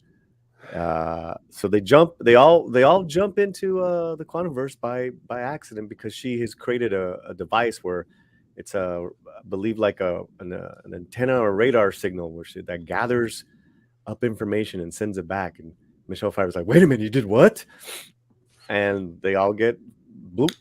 This is what annoyed me the most, because basically, yeah, as you say that, and this is kind of like where it was worse than Tron, that they're like, hey, look, we have a surprise for you. Look what we made. And then Michelle Pfeiffer's like, shut it off right now. And then before they can, everyone is like sucked into it. So it was really stupid how they all ended up in there. But what I thought was like even worse was Michelle Pfeiffer's character, because here she has like her husband, who she cheated on in the quantum realm, but that's okay because he cheated on her as well. Well, he didn't. He only went to dinners. And they both thought that the other one was dead. So I guess that you can forgive that. But what was so ridiculous that now she's back again after 30 years and she doesn't say anything about what happened there. Maybe like this, we can never go back because there's this homicidal maniac who we can't take out of there, because if he does, it's going to destroy the universe. Maybe it would have been a good idea to share that information. You don't have to share all the details. Now you're talking about playing off the second movie. Well, this is between them. She came back in the second movie. Yeah, she came back, right? But she hasn't said anything about when. She's just said, "No, nothing happened there. I was just sitting in my alone for 30 years." That's kind of this like is what after she's the pretending happened. right.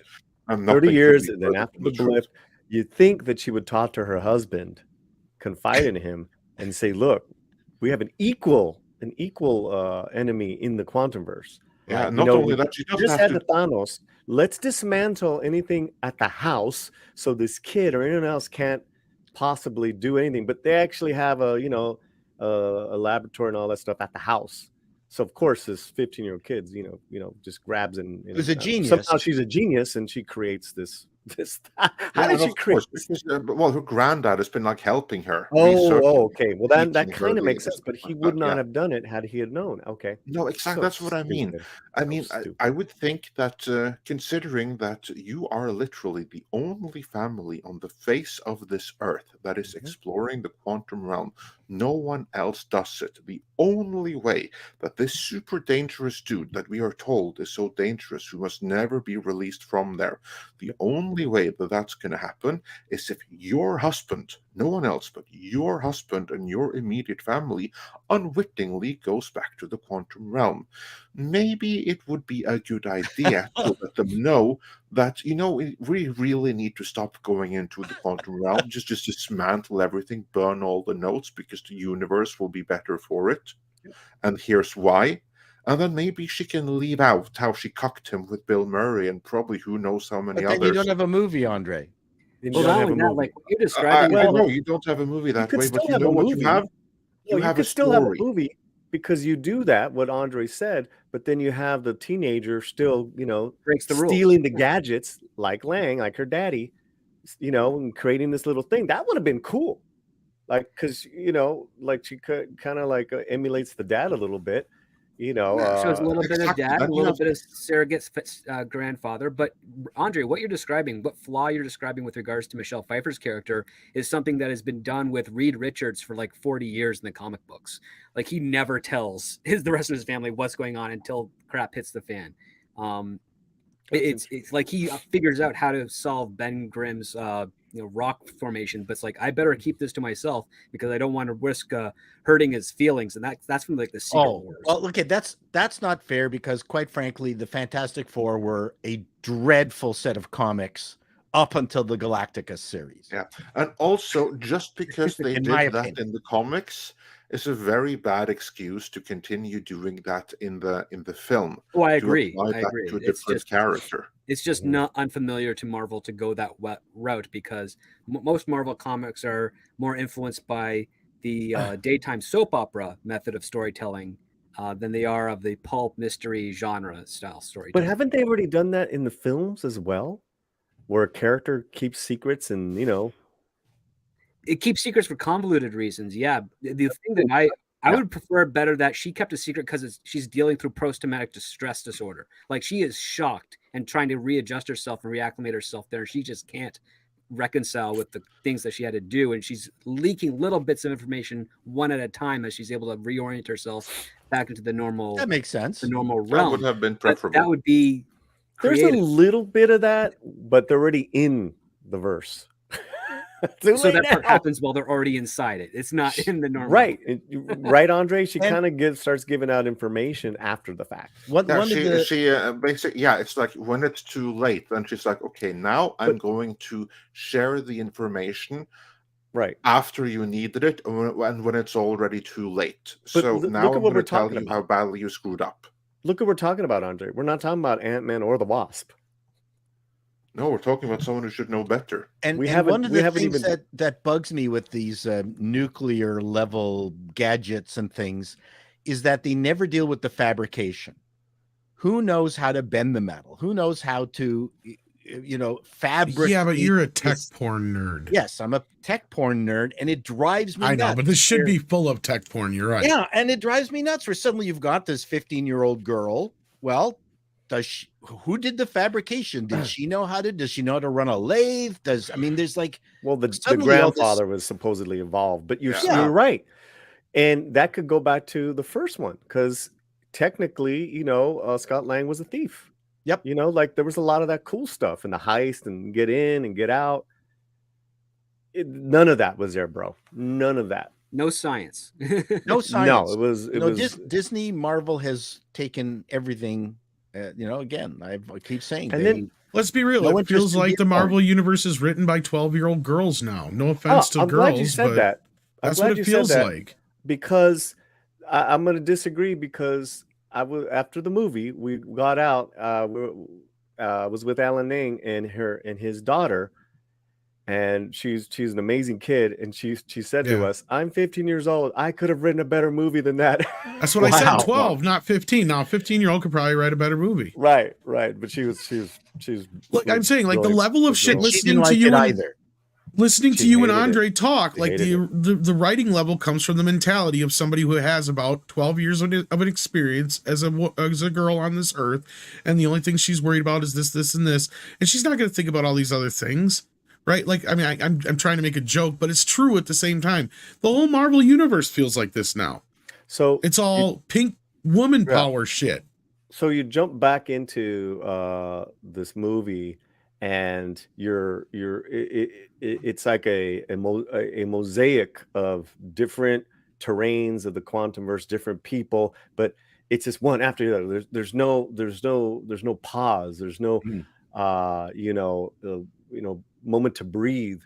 And I found it all dizzying, and even though some of it was kind of cool. Zeb, the character, was cool. Could have been way more interesting. He was but, cool, yeah. Yeah. And that is I guess a tribe. Everyone's if you're not Kang and part of his army, you're part of the resistance, right? So there was all these people that Michelle Pfeiffer's character is connected to. She was part of the resistance. So she reconnects with all of them, and that's how they topple Kang. I mean, basically, that's the stupid ass story. Well, I could imagine that maybe the original script and maybe even the original cut of the movie had moments of calm in it that let you reconnect with the exciting stuff later on, because you can't have things, you can't be beaten up constantly. You get fatigued by too much stuff. And maybe, the powers that be said, no, we got to keep this thing hopping. And you just never know, because there's so many entry points to creativity. There's the script itself, there's the direction, there's the way the actors interpret the script, then it gets to the editors, and then then management takes a look at what the editors have done. So I mean, there's just a lot of places to screw this up. Oh yeah, it's a miracle to get a movie made, and it's Yes, even more of a miracle for it to be good. Yeah, I say. I mean, I always go back to that original Ghostbusters moment where they're in the elevator and they just had the elevator music, and it was It's just a great moment, right? Yeah. I mean, that is something that I can't see any Marvel management. But that's what it should be full of. You're right, Paul, and that's where the humor could come out of this stuff, right? Well, and that was not just humor, but the point that you got. I mean, I'm agreeing with you, Tom. I mean, I'm just traumatized. I mean, not by only this can you stupid-ass explain movie. what this stuff does, but that's what the first movie has that this in the second film doesn't have. It sounds like the first movie you have situations where, like, there is a little bit of tech porn. There is the explanation through funniness of how he's dealing with I'm tiny. All of a sudden, now I'm big, and the effects of that and what it has to deal with and go through, and the humor of that. It had a Honey, I Shrunk the Kids element to it, even. Yep. I mean, you have these things that could be and should be all about a part of Ant-Man, and I agree. A heist should be at the heart of this film. That was the first film. Sure, we don't always want to do the same thing in every movie, but there's certain gimmicks that make certain people who they are. And Scott Lang, let's face it, as we pointed out, Hank Pym is the brains of this whole operation. Scott, all he was good at was stealing shit, right? Like, that was his thing he was good at. So why can't you use that in this universe? There's ways you can use that that are so interesting. We've seen it done before. You can do it again. We've seen it done with those two characters. Steal Kang's suit while he's still wearing it. There's a heist movie. How do you pull that off? How do you steal a guy still wearing it? Thank you. Anything you guys think of right now, anything is going to be better than what I saw. And we haven't talked about the moments of humor, right? So MODOK is a complete disaster. Yeah. Just crap. He was Does it look really, like he's MODOK? really interesting. I'm sorry. Does it look like MODOK? No. Yes and Not no. in the face. Not in the face. I would say there's two answers to that, because you have MODOK with the face mask and without the face mask. And MODOK with the face mask, and the face mask kind of like annoyed me because I want to see his face, but I will say this, the face mask looks like MODOK of the comic. Like, the body is right, like the general design is right when the face mask is on, and even like the mouth and eyes on the face mask look like MODOK in the comics. This is the problem with modern. Yeah, but then the mask comes up, and then you have the distorted face of Corey Stoll, who has the completely wrong face, right? And it looks ridiculous. And then he opens his mouth, and that's not MODOK. That's an enforcer, and a stupid one. It's just the most stupid henchman in the room. That's what MODOK is now. He's a insecure henchman, enforcer. Who wants to be an Avenger? Those are the best kind to hire. Then they make fun of his little arms, like, and then there's an ongoing joke.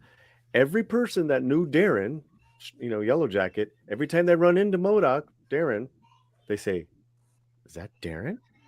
Darren? Darren?" And that got old. Jesus really Christ! What are we watching here? Then at one point, there's a fight. I don't know what, and MODOK is like just assed out on the floor. And what's her name? The daughter? Cassie. Cassie's there. And he's like, "Well, what do I do? Well, I don't know. I don't know what the line was, Andre, but she just says, just don't be a dick. Don't be a dick." She should have said, "Head towards the light." That would have been better, actually. But yeah. Anything would have been better than that, because he's like, "Yeah, I'm not going to be a dick." That's not a movie line. That's not particularly eloquent. So then he comes back maybe 5 minutes later to save the day. "I'm not going to be a dick." Wow. This is I'm not making it up, bro. Juvenile writing. I'm not making this shit up. No, he really isn't. I'm not. I wish he was. I'm like, as a 15-year-old saying that, and this is a Marvel film, And I have to say, I really like MODOK in the comics. Like some Yeah, of the comics really with cool. MODOK are amazing. He has such an interesting look, such an interesting backstory. And I would say of all the characters that I have seen in the MCU so far, with the hedge that they are the ones I know, this is the one that has been adapted the worst. Wow. Yeah. Yeah, it was now let's talk about some of those lines in context, because they were just like so out of it. So early on, Casey, whatever her name Cassie. is thrown in jail for peaceful protesting for the homeless in San Francisco. Because and then it's also stated that Hope and her business, Pim, they're so apparently I thought they were feeding the homeless and housing them, but then this one, the kid is Little Miss Antifa. None of that made sense. So that's where Little the Miss peaceful. Antifa. Well, That's she where the is like peaceful. that. I mean, you have I know, but this is funny because now instead of being Anti-Man, it's Antifa and Wasp. Like well, basically, it's Ant-Man, the Wasp, and Antifa, because that should be her name, because that's kind of like what she is. Or she seems to be like a Greta Thunberg, and that's a Lord role model for kids everywhere. Well, and they made this mistake with Thor's daughter, right? Like, and that's what I said at the end. They made her obnoxious. I'm like, that's not how you introduce us to a character like that. She's not obnoxious, though. She's I will not give her obnoxious. that. She's not. Yeah, obnoxious. but the same thing with somebody being an activist, it makes them automatically obnoxious. Yeah, No. Like this is true, but, the lines were just so like everyone had lines that weren't part of their character. Okay, like what? Like those lines, but all the actors were pretty good. It's just the material. Then there's a moment where the resistance were in the Quantumverse are going after Kang, and that's where you hear the lines, burn it all down. Wow. Revolution. saying It's that like, to dude, you're Kang, not though? even being subtle about this now, Marvel. It's like, Wait, they're saying that about when they're fighting Kang? Like that's their yeah, channel? fighting Yes. Kang's army. So they want Yes. to burn down the tyrant and have a revolution against the tyrant? Is that what you're Yes, saying? and have a new world order afterwards. Oh, okay. Is the Quantumverse called Portland? And then the weird, so they're fighting, and of course they're losing, and they're winning, they're losing, but Hank and his aunts come and save the day, and that's where he takes a moment to explain how ants work, and he talks about socialism. The hive mind. He compares the hive mind to socialism. Okay, that makes more sense. Actually, that's pretty accurate. Yeah. But he's saying we should learn from this. We should totally adopt this. Wow, we should Yeah. smell each other's sugar trails. And he prefaces before. It's like, I know this is a hot topic. No, Like, it's not a why is- hot topic. No one knows dick all about it. No, Yeah. but why is he saying that? I You know, understand what I'm it's- saying? Like, Yeah, bizarre. as a character, I was I was so mad. I'm like, I want to watch a movie about people beating each other up and saving the day. Yeah, man. But socialism is a good thing. Yeah. Yeah, but Oh, that or is it the- works. Is that what he said? It works. That was the term. I think it was. Well, that is the premise of the movie. The premise of the movie and the subtext of the movie is basically just that. Right now we are being run by evil capitalist overlords. They must be overthrown, burned to the ground, and then we should learn from the ants and install socialism. That is the subtext of the movie. That is the message. I don't argue that. I don't argue that at all. At all. What could have been very interesting, you could see it there, it was totally written out with all these reshoots, man. So it really didn't have the subtlety of Costa Garva's M. There was nothing subtle about this movie. Everything was straight in your face, and so many like stupid things, and even Deus Ex Machinas. Like for instance, Cassie Lang, the little Antifa girl, the daughter.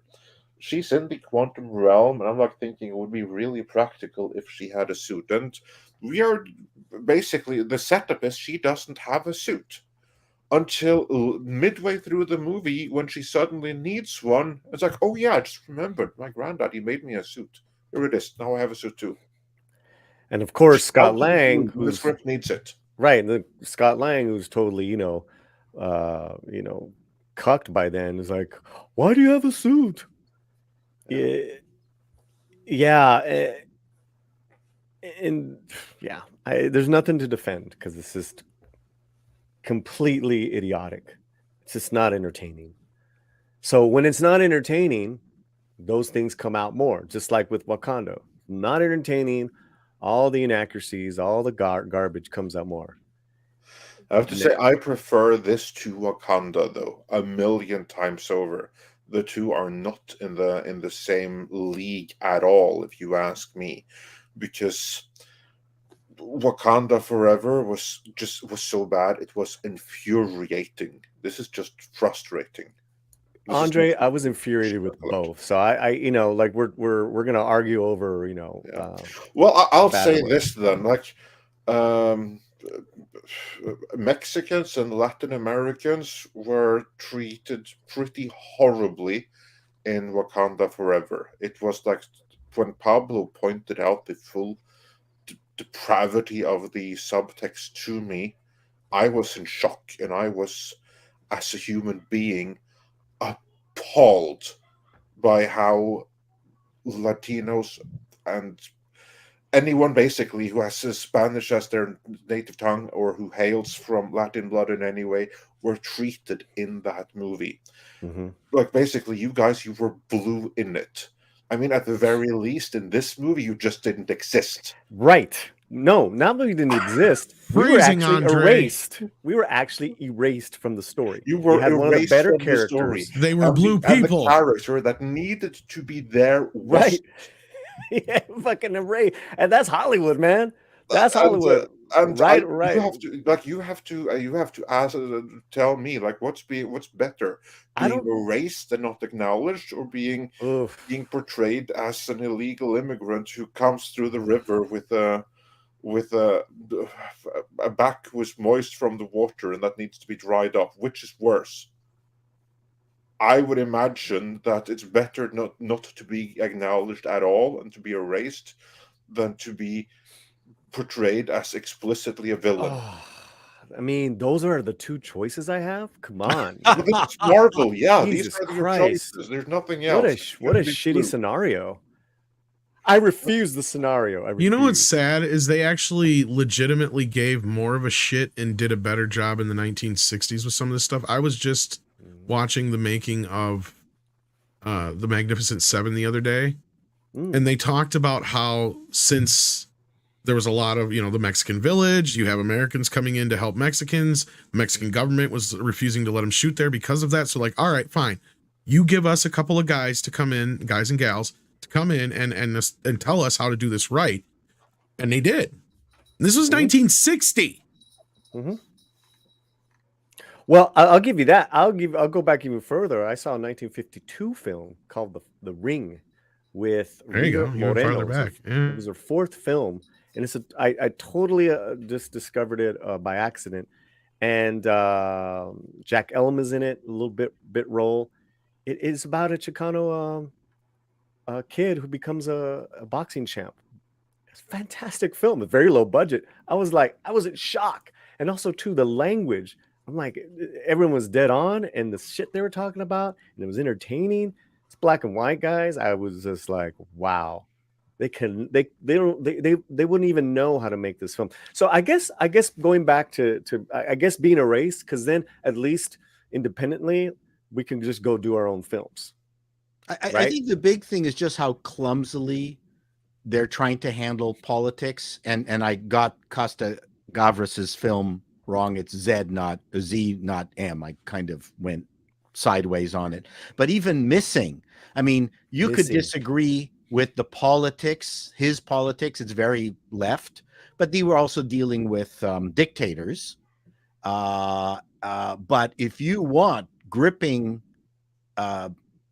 politically charged films, Costa Gavras really delivered the goods. And then you compare it to these amateurs like did Ant-Man, thinking that they're doing something interesting by just throwing these little crumbs at people and making you think that it's impressive and intellectually strong. There's just no comparison.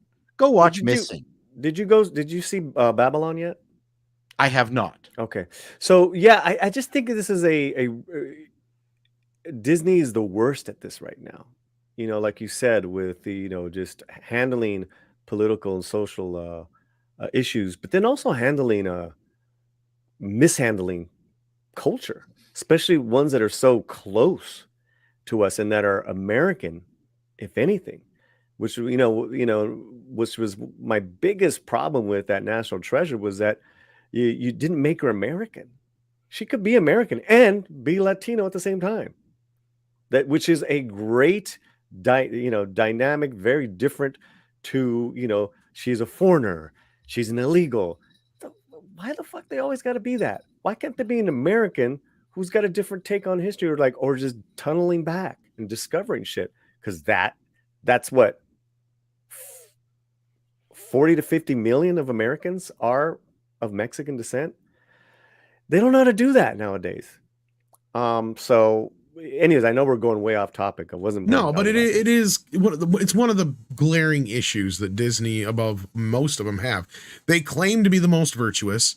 They claim they're going to continue down this road. They claim to be the ones who are going to, that we're the problem because we're having issues with what they're doing, when they're claiming to be on the right side of history, when they have no idea what they're doing, and they're using people basically to virtue signal and sell their movies that are subpar garbage. Right? Let's be real. That's what it really boils down to. And we all know why Namor was in fucking Black Panther. It had nothing to do with getting Namor into the Marvel Universe. It had to do that you could put a Mexican into a fucking movie full of black people, and they know that's another audience that you could combine, right? You were just saying, Paulie, because as we pointed out time and time again, the second largest audience in America is Mexican Americans, right? So they're not catered to. So they were trying to do that, but they were doing it in a pandering way. And how did that work out for them? They made less than $1 billion at the box office on a movie that should have been a shoo-in to make $1 billion at the box office. And you still have all the Namor toys not being sold at Target and Walmart. Yeah, and who would want to buy that? I mean, regular toy collectors, they don't want these modern Marvel movies, and little kids in Latin America. Are they going to buy Namor after having seen the movie? Yay, I want to be the blue Mexican that comes into the country illegally. Well, again, I people are more connected to the Luis character. Yeah, I know. I mean, but that's across the board, because he's just a straight up awesome character. Everyone loves Luis. Right, but my thing is, Michael Peña's take was very Chicano. It was like on point. It was hilarious. Cadence, banter, and then the world that he had, because he also got to see his girlfriend and his cousins and his buddies. I was like, oh man, that's it. You'd think he knew what he was doing. Michael Peña? Yeah. Oh yeah. That's a joke. Chicago boy. Yeah. Man, he knows those what's funny is communities that very well. They're saying that he wasn't in this movie because he was canceled, but yet Bill Murray didn't get cut out, and they're trying to cancel him right now. Michael Peña was not canceled. Yeah. Well, then why Michael did Peña they say is working? Oh, that's why he's not in the movie. So then, what the hell did they not have him in? Is because of that? Okay. Gotcha. I Somebody said it in the chat earlier. That's why I was like, "What the hell's going on?" No, they were talking about T.I. Oh, T.I. That's right. Never mind. My bad. Yeah. Yeah, if you want to see great Michael Peña work, check him out in Narcos Mexico. He plays Kiki Camareno, and then he's going to be in a new film. That was my fault. I got it mixed up again. A new biofilm, new drama where he plays the historical character. He was a farm worker, and he became an astronaut for NASA. True story. And I love those stories. I love those American stories. I love it when you can tell somebody's behind in the chat. How dare you? No Luis, no peace. I love that. Hell yeah. Paulie, Marksman wants to know, what did you think of Pena in Fury? Let me tell you, I absolutely loved his character in Fury. He's good in David, everything I've seen him in. David Ayer. Always What good. Marx is tapping on is David Ayer, and David Ayer knows how to intertwine different Americans from different places, right? Fury, tax collector. Ayer grew up in the hood. He grew up in South Central. He works with a lot of Latinos and a theater group they have together. He knows how to write for them, and yet he got a lot of shit because he was a white man who did a film about Latino crime, drug lords. The Tax Collector. Incredible film. I loved it. A lot of fun. But some people just have a hang up. About stereotypes. It's like, well, everyone's a stereotype in films. It just depends. And if you make a one-dimensional script doctor, then you have argument, right? Or Paul or Chato. Well, I mean, writing also involves shorthand, where you're trying to get the audience up to speed really, really quickly. And sometimes you use stereotypes, to do that. Look at Tom Cruise's agent character in who everybody loved, Tropic Thunder.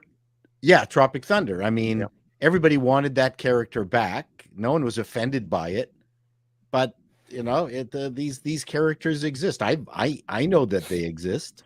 I think part of the problem is you just don't want to have that one stereotype for everybody all the time. That's what the Wocosos will tell you, who are the Latino gatekeepers working in Hollywood, is that they're so tired of those tropes. Well, what are you writing then? What they're giving out is kind of just for a narrow niche of a not even of a for the Latino community, but for Hollywood, that narrow niche, and those shows get canceled. Well, newsflash. Well, I love the sitcom that you pointed me to. Can't remember the the Gordita Chronicle. Gordita, I was really well done. Fantastic. Holy smokes. Looked good, acted well. They got screwed. The kids were great. That was a Zaslav screw. Was it? Okay. Yeah. I got to, and it was done on the cheap, so you can't say it was costly. It was a hit. You had it. I thought it was one of the best sitcoms I'd seen. It was an original characters. Yep. It had a strong male. It was all equal. But it got the Zaslav cut. Unfortunately, I couldn't figure that one out. But and you had such a wide variety of characters. That woman that came into the family's house, and she was just too high and might not. I mean, she was the one who was judging. Anyway, I won't get into it. This is just it had some really good people in it, good characters. And this is how ruthless Hollywood is, guys. So that's just the beast. There's so many heads to it. That the show got canceled, and then they took it off HBO Max, so you can't even watch it now. I wonder why. Because you don't have to pay them. You don't got to pay nobody. Oh, okay. That's Zaslav cutting, slashing, and cutting. Well, there's that, and then the other side of this is Zaslav, and he's kind of hinted at, and this is what a lot of the studios are going to do across the board, even Disney with the Fox stuff and other things. They're going to just start licensing it out to other people. So you'll probably see it pop up somewhere else, like Netflix or something like that. I'm not even kidding. Yeah. I'm sorry, and it's David Ayer. Possible. Yeah, and going back to David Ayer, and he also did End of Watch with Michael Pena. And yes, in the chat, very underrated performance.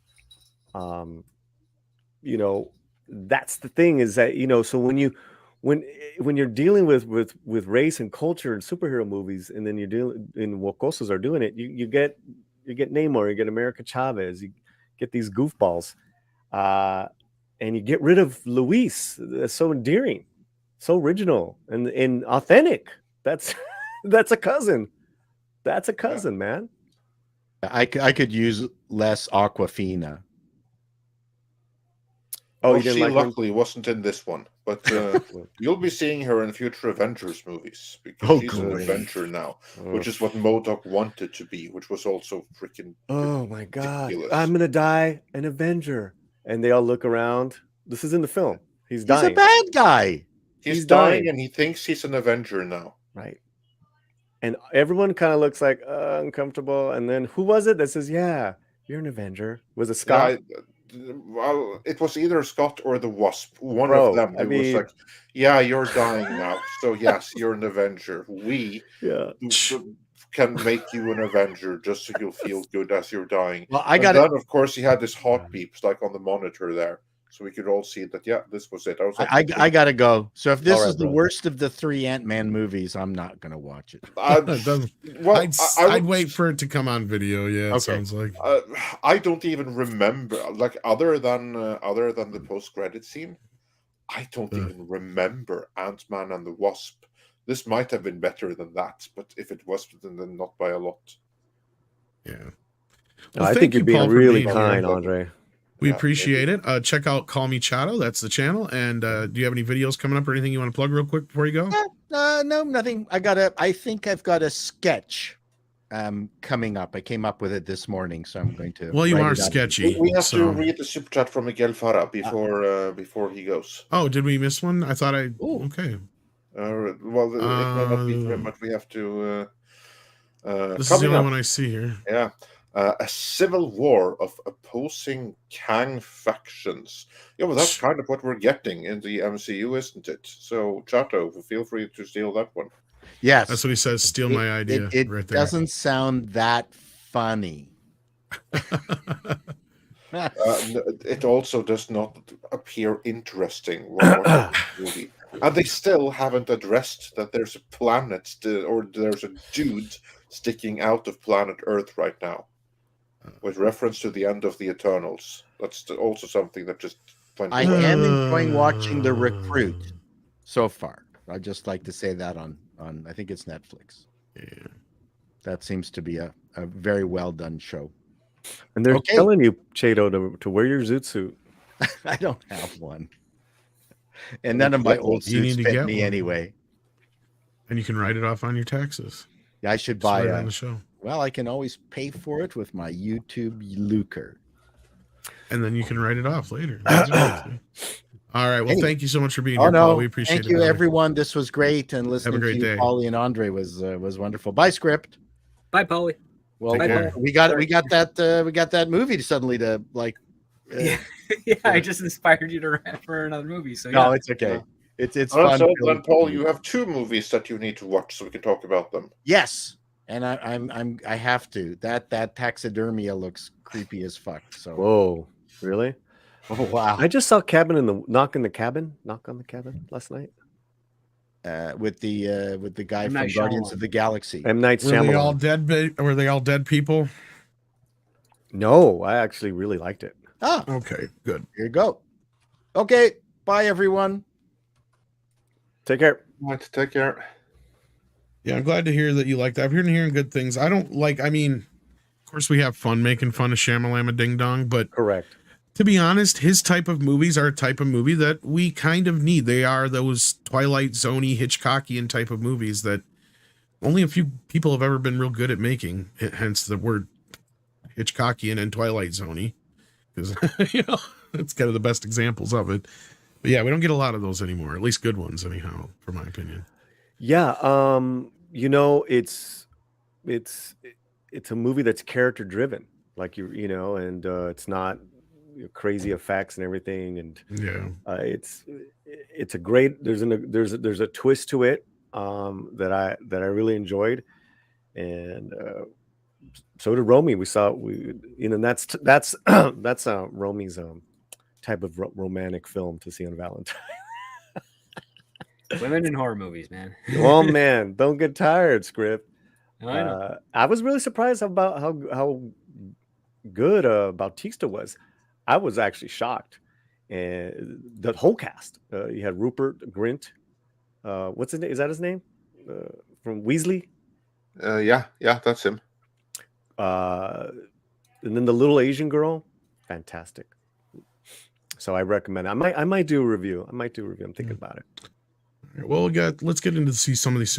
Come on.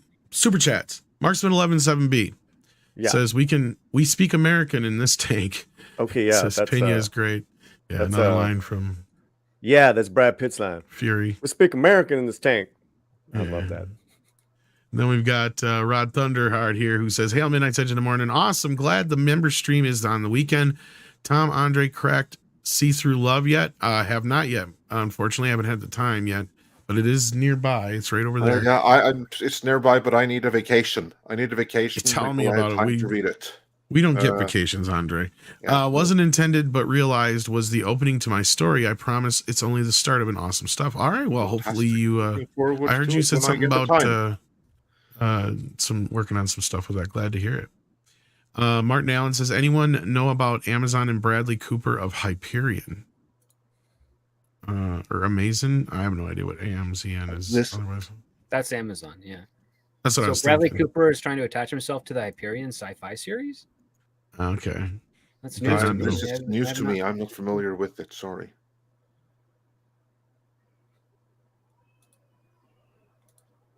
Yeah, I'm nothing I've ever heard before. I'm sorry I can't expand on that anymore. Michael Gonzalez's panel, please rank the MCU from worst to Ant-Man. Well, I would probably assume that there's probably worse films than Ant-Man and Wasp: Quantumania, but there's too many movies and series in the MCU that all of us can go through the entire list of everything here on the spot. So how about all of us just give the top 3 and the bottom 3?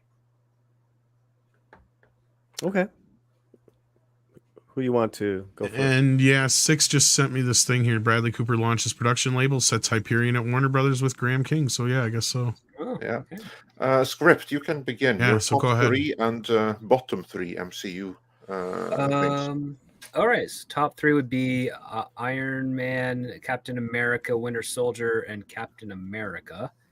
Bottom 3, well, Eternals I haven't seen, so that's automatically on the bottom.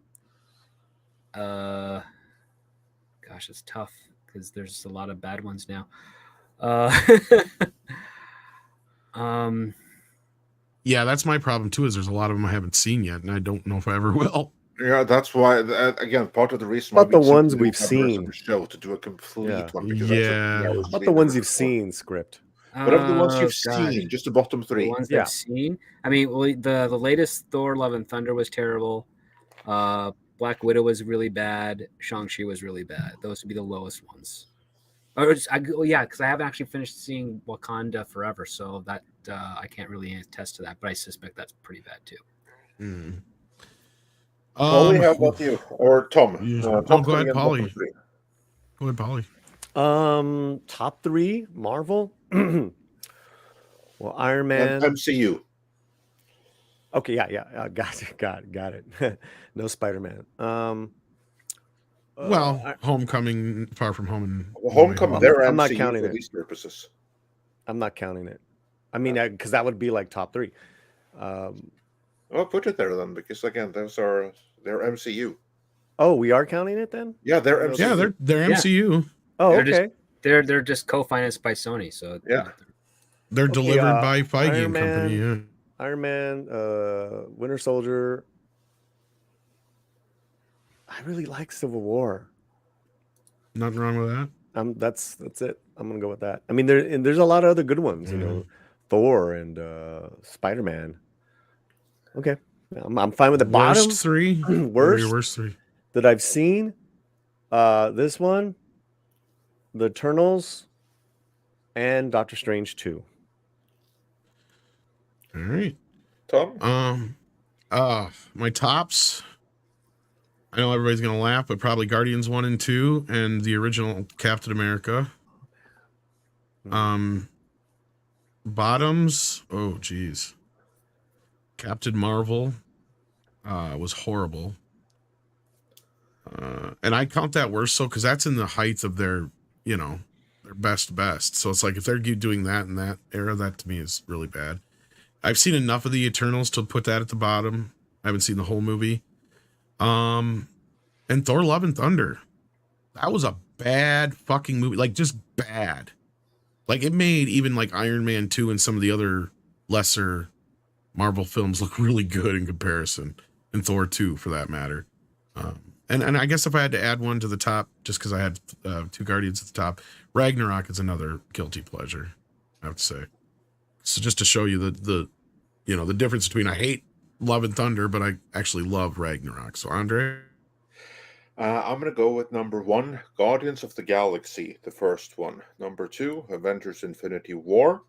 Number 3, Captain America Winter Soldier. Those are my top 3 MCU movies. The bottom, if we ignore the Disney Plus series, then the absolute worst ones would be Captain Marvel, Wakanda Forever, and The Eternals. If we were to include the TV series, She-Hulk would be at the rock bottom. So many. All of the series sucked, in my opinion. The only one I liked remotely was Hawkeye, and that took a dumper at the end. No, I hate it. Yeah, the ending was horrible. I like Miss Marvel. It was entertaining. I haven't seen that one. So but again, that's actually the consistency with all of the Marvel shows, so that their endings are terrible. Right. Pretty much. Most of their, like, sometimes they'll have one moment of brilliance and then completely drop the ball for the rest of the entire series. Pretty much. Yeah, it's very ignorantly written. Yeah, I haven't watched them all, but from my experience, either about halfway through, like WandaVision, they go off the rails, or they're just junk from the start, like She-Hulk.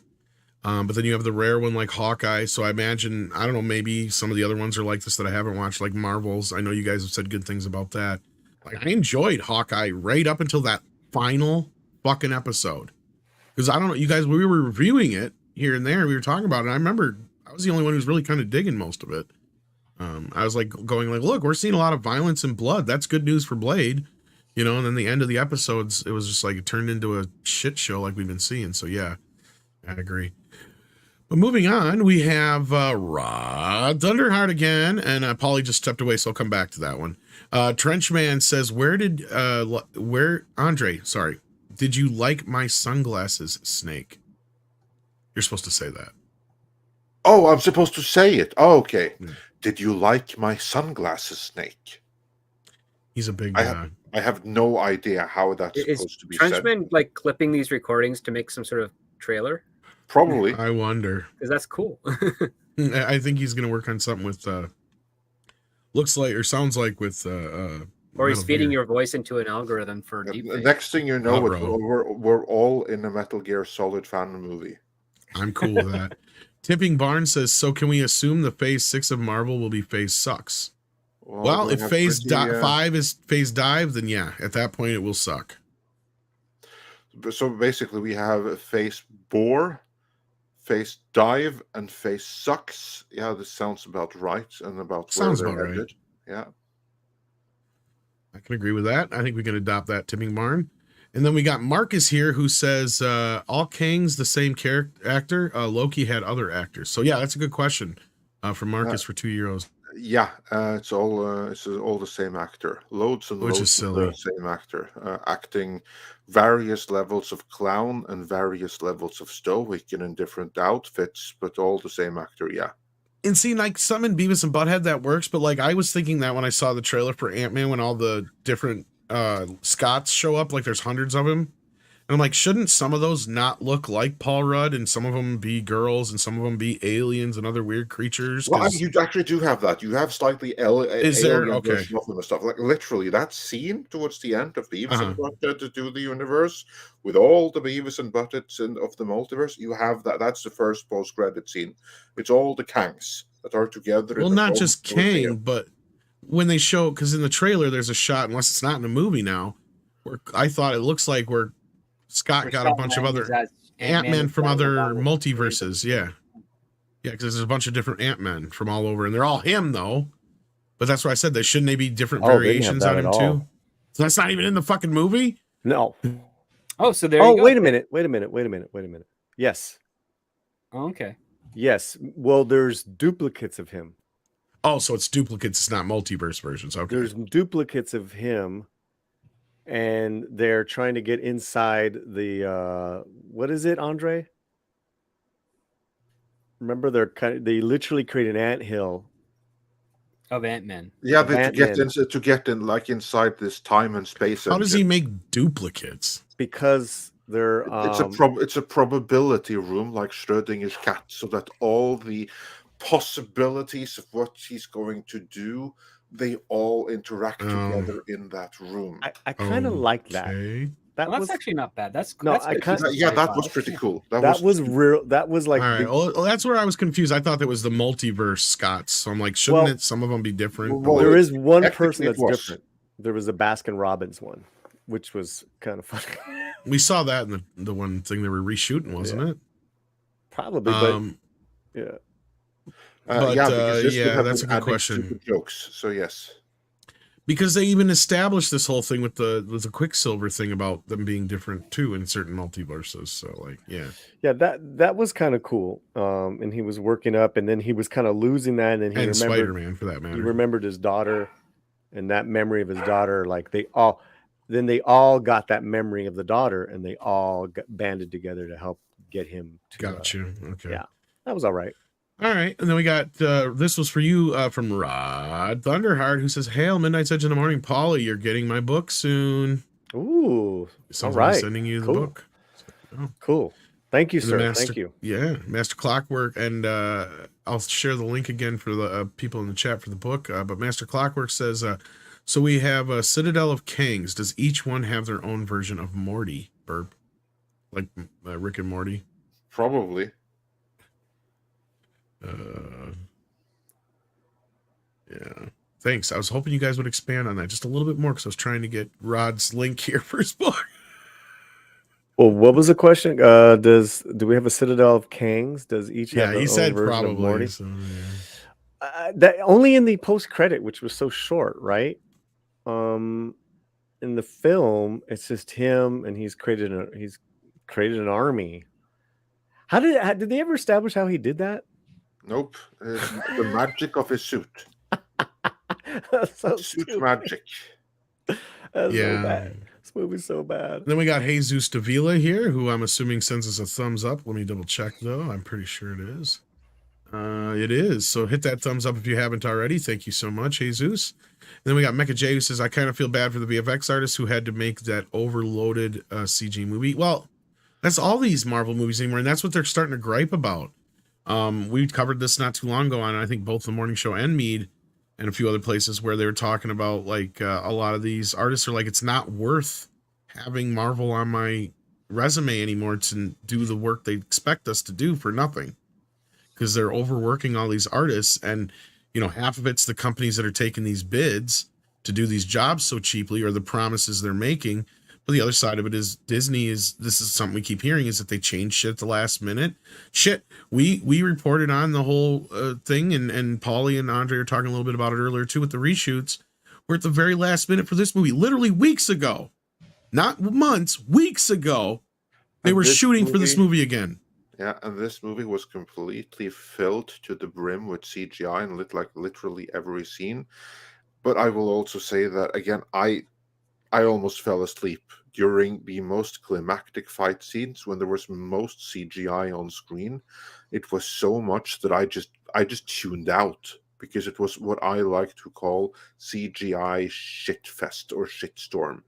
Because it's just a ton of CGI things crashing together on screen. And that drives me nuts. Yeah, and I know that it's so much work making those scenes, and it's so pointless because, again, you just completely tune out, or I at least completely tune out, that I almost fell asleep. And that is what they would have worked the most on. Well, it's like sensory overload, right? Yeah. It's just too much to take in.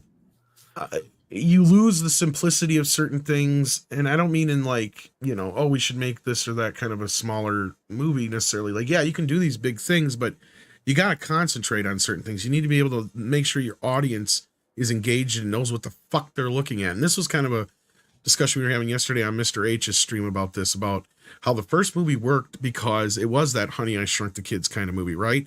A lot of what he was doing was in our world. We had a sense of scale, not just in physical sense of scale, but a sense of scale and just the reality of it all. Once you get to Quantumania stuff and the quantum realm and stuff like that, and in part 2, You might as well be in fucking space. It's the same thing. You have no sense of scale there. You have no sense of time. You have no sense of, you know, what anything is. It's all looks the same. It all looks like a pink and purple starry mess, right? And it's a bunch of rocks and other weird shit. It looks just like space. It doesn't differentiate itself from anything else. So that's no different to me than the CGI, you know, explosive fests. It was one thing to get to see, and I know I'm all over the place here, but I'm trying to make my point here. This is the basic point.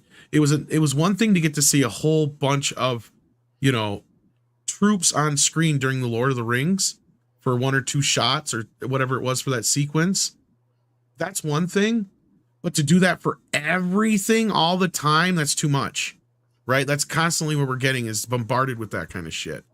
And it's okay to use it once in a while for something extravagant to show us a grand shot like that.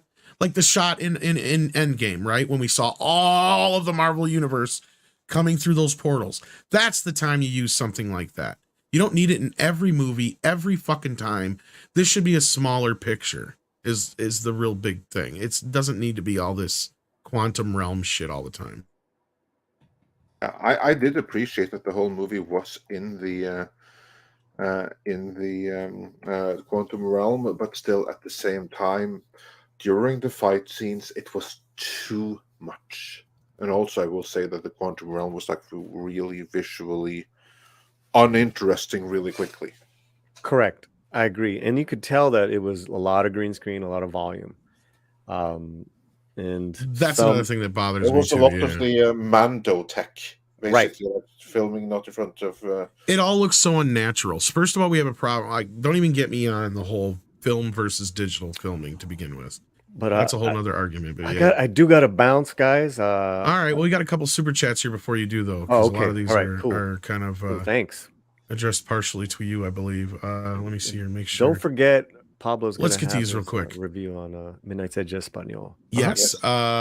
Glade Ribbon says the cancellation of Les Grossman would be a perfect comedy. Yeah. Well, they've been wanting to make a Les Grossman movie for a while.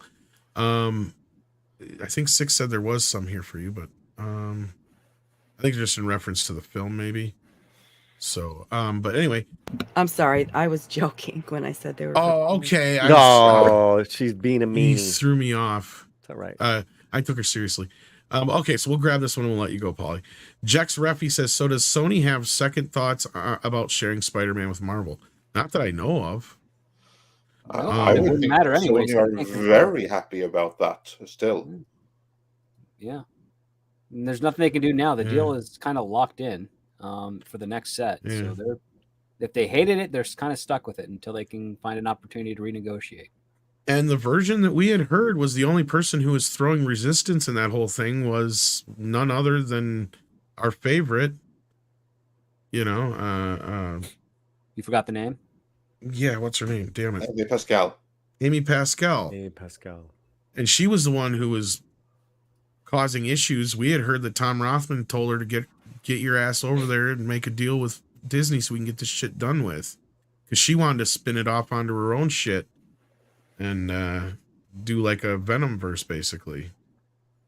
So they kind of both got their wish. Well, yeah, they got a separate Venom verse, but Spider-Man will still be associated with the MCU. In fact, Kevin Feige gave us an update.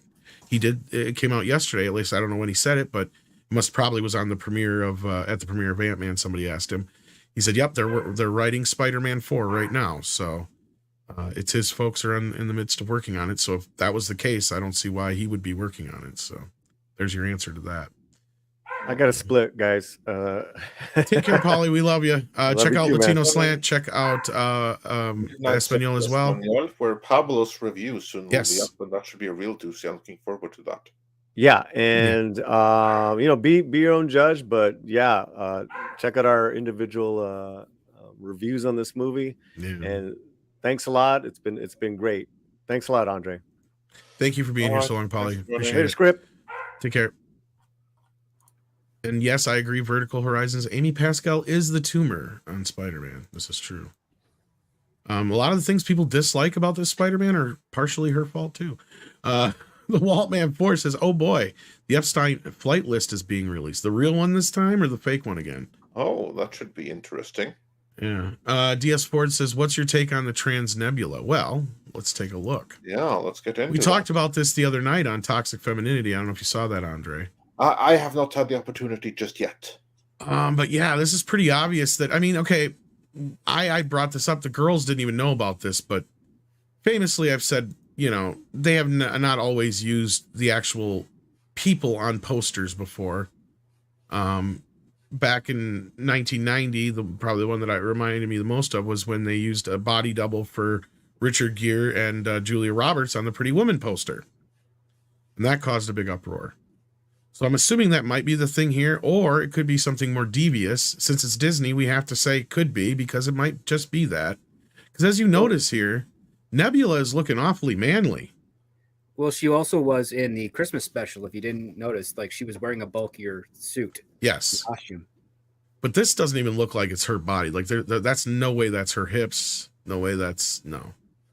And then also Karen Gillan is really thin and small, so they could be putting her in a. And she's got she has no curves to her at all. She's just a very pretty. Something don't look right about that, and it's also this doesn't look right too, because the girls pointed this out right away, as well. And I noticed that Chris Pratt is definitely bigger than that.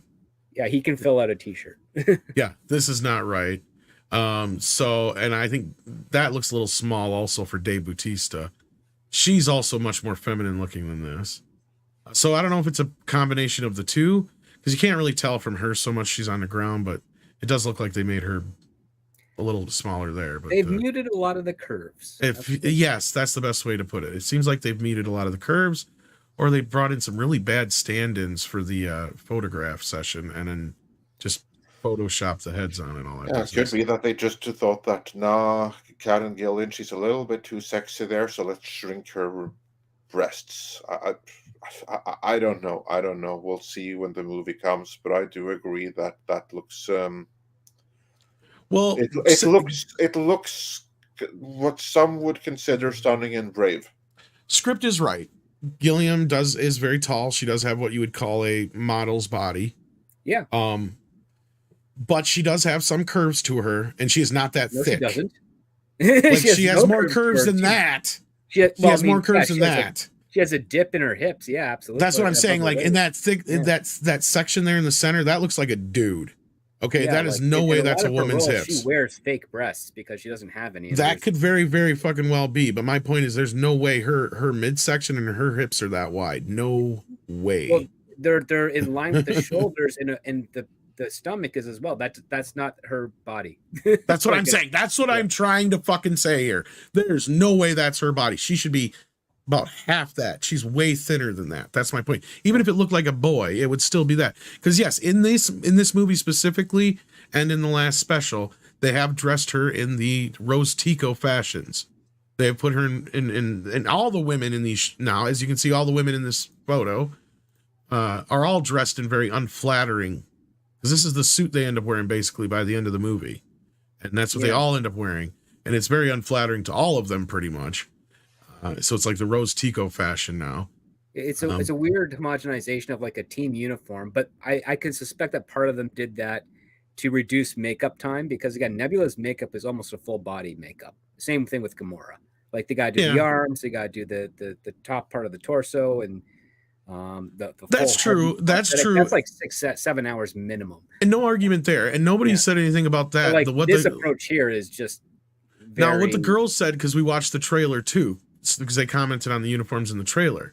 What they didn't understand is why couldn't they be a little bit more form-fitting to everybody, not just the women, but everybody. Yeah. Like, because that's the thing is normally in these movies, they'll have uniforms, but they're a movie. We expect them to look a little bit better than that. So they're like, that looks like frumpy dumpy shit.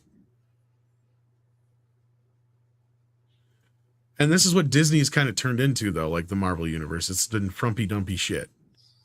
So with that, that's the problem. What do you guys think? Andre, you've been quiet. I hope the movie will be okay, but I just have to admit that I'm even less excited for this movie now after James Gunn announced that his Batman is going to bring in Wesley Crusher, and he's also bringing in Tom King. I mean, that was a torpedo in the bow for my confidence in James Gunn. The only thing I can say to that, Andre, is look, I know exactly where you're coming from, but I've also listened to James Gunn spout some ungodly, weird, stupid shit on Twitter and other places, but yet it doesn't reflect in his movies. And it's obviously a show from what you said. Yeah, I hope that this is going to be good, but I'm more and more anxious about this movie, and not in a good way. And again, I'm not trying to be like, oh, it's going to be great or anything like that. But I mean, I'm confident with Gunn until I see a movie that is bad, and I'll even give him more mulligans than I did Waititi. Because Waititi didn't deserve that many mulligans from me. So. Yeah. But yeah, no, like that poster does not fill me with confidence in the slightest. I mean, it just it's ugly. He did not design that poster. I get that. That's the Disney marketing department, and we know that they are a bunch of incompetent nincompoops, obviously, because they haven't made a decent poster in what? Last one would have been honestly, Thor Ragnarok, I think. And even that, I mean, Thor Ragnarok would be one of the only ones that because that's the thing I would say. Here's the problem with Marvel in general. And this goes all the way back to the original Iron Man, which I did have that poster. Yeah, I've got that poster too.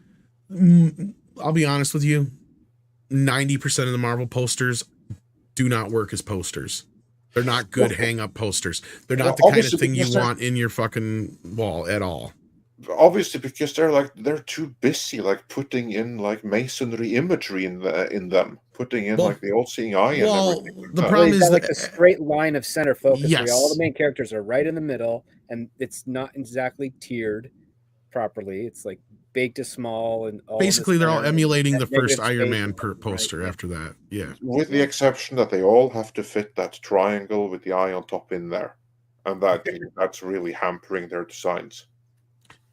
And then they changed that somewhere around Iron Man 3.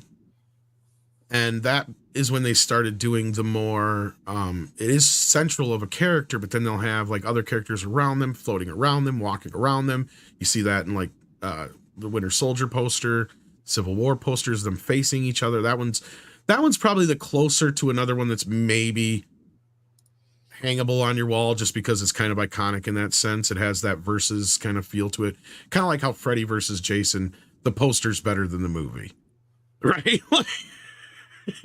That poster's amazing. You want to hang that poster on your wall. The movie I've seen maybe 3 times. So that's kind of the way to but outside of that, until they got to Thor Ragnarok, which is finally when they did that psychedelic kind of thing. And similarly, a little bit with Guardians of the Galaxy. See, those other posters didn't stick out for me. The one I enjoyed of the Guardians of the Galaxy ones was when, I think it was for the second film, when they did the Empire Strikes Back poster. Or the Star Wars poster. That's what it was. That was the best one, actually. Yeah. And so, in that sense, out of all those posters, none of them I would say are really posters that I would want to hang up on my wall. Even the original Iron Man is boring now. Back then, it was not the norm, but it's become so much of the norm, not just from Marvel, but everybody, that they emulated that yeah. It's kind of like how Scream ruined every poster in the 90s. Remember that? It had to be everybody lined up in a row behind somebody. Every poster was that in the 90s after Scream. Yeah. Basically the Pirates of the Caribbean posters by the end. Okay, I think it's run its course now. Anyway, yes, move on, Tom. Say it. You guys can just kind of go move on, Or what else we got? That's another thing you can say. Let's see here. The Trans Nebula. Yeah. So thank you for that, DS Ford. I think you got your $5 worth. Oh yeah. Also check out, I'm sure you clipped that bit for live archive for we'll see. RP, it's at the end of the show. RPR's channel says the new Little Mermaid trailer is now 9K thumbs up and 16K thumbs down. That's 1K thumbs down in 5 minutes. Oh, it just dropped or there's what? A new one. Oh. Well, they were supposed to put one on the Super Bowl. I don't know if you heard about this, Andre, but they pulled it at the last minute, I guess. Oh, they probably didn't want the backlash afterwards, but yeah. 9 thumbs up and 16 thumbs down. How long until they turn it off? Going to get worse. In the comments section off yet? STL Red Wolf says Hulk nearly forgot to smash the like button. Smashes it. Well, don't smash the whole button. Just but everyone do smash that like button. Don't break it. STR Red Wolf says, good CGI is undetectable. Bad CGI screams, I'm CGI'd! See Star Wars Episode 1. Well, you know, in hindsight, there's some shit in Episode 1 that is better than some of the shit that we have gotten in the new Marvel films and some of these other movies, and DC films for that matter. Because I will still argue that you take away the Gungans, the droids look fine for the most part, especially in the outdoor scenes. I was very impressed. Great in those movies. And some of the other stuff like that. And you know, the one that stands out to me the most, and this is probably because he was animated by the same person through every scene in both films, and that is Watto. Whoever did Watto did an amazing job with the shadows and the gravity of his, because he actually feels like he's there compared to a lot of the other characters. And I can't remember the artist's name, but they have a special section, I think, in the second film with that artist specifically, and they give him praise for it. But but outside of that, a lot of the shit now, like there's some stuff in the original Spider-Man film I had no idea was CGI until I watched the making of it. So there's some good examples, but outside of that, there's some bad examples in the original Spider-Man movie too. But nowadays you don't get that anymore. It's mostly bad.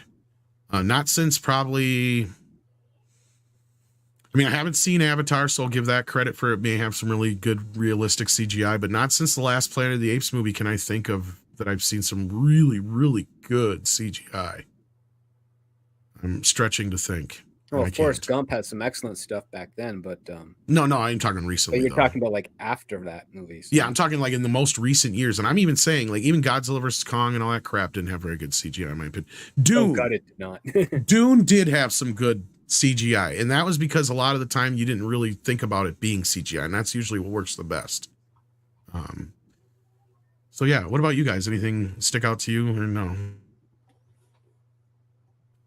As possibly good CGI. Yeah, in the last like 5 to 10 years, yeah. Like something that really you remember going, God, that was a really good shot. No. I mean, the other part too with CGI is they use a lot of unnatural lighting effects. Unfortunately, yes. And you can tell it's unnatural lighting because light doesn't hit that spectrum in certain situations. So yeah.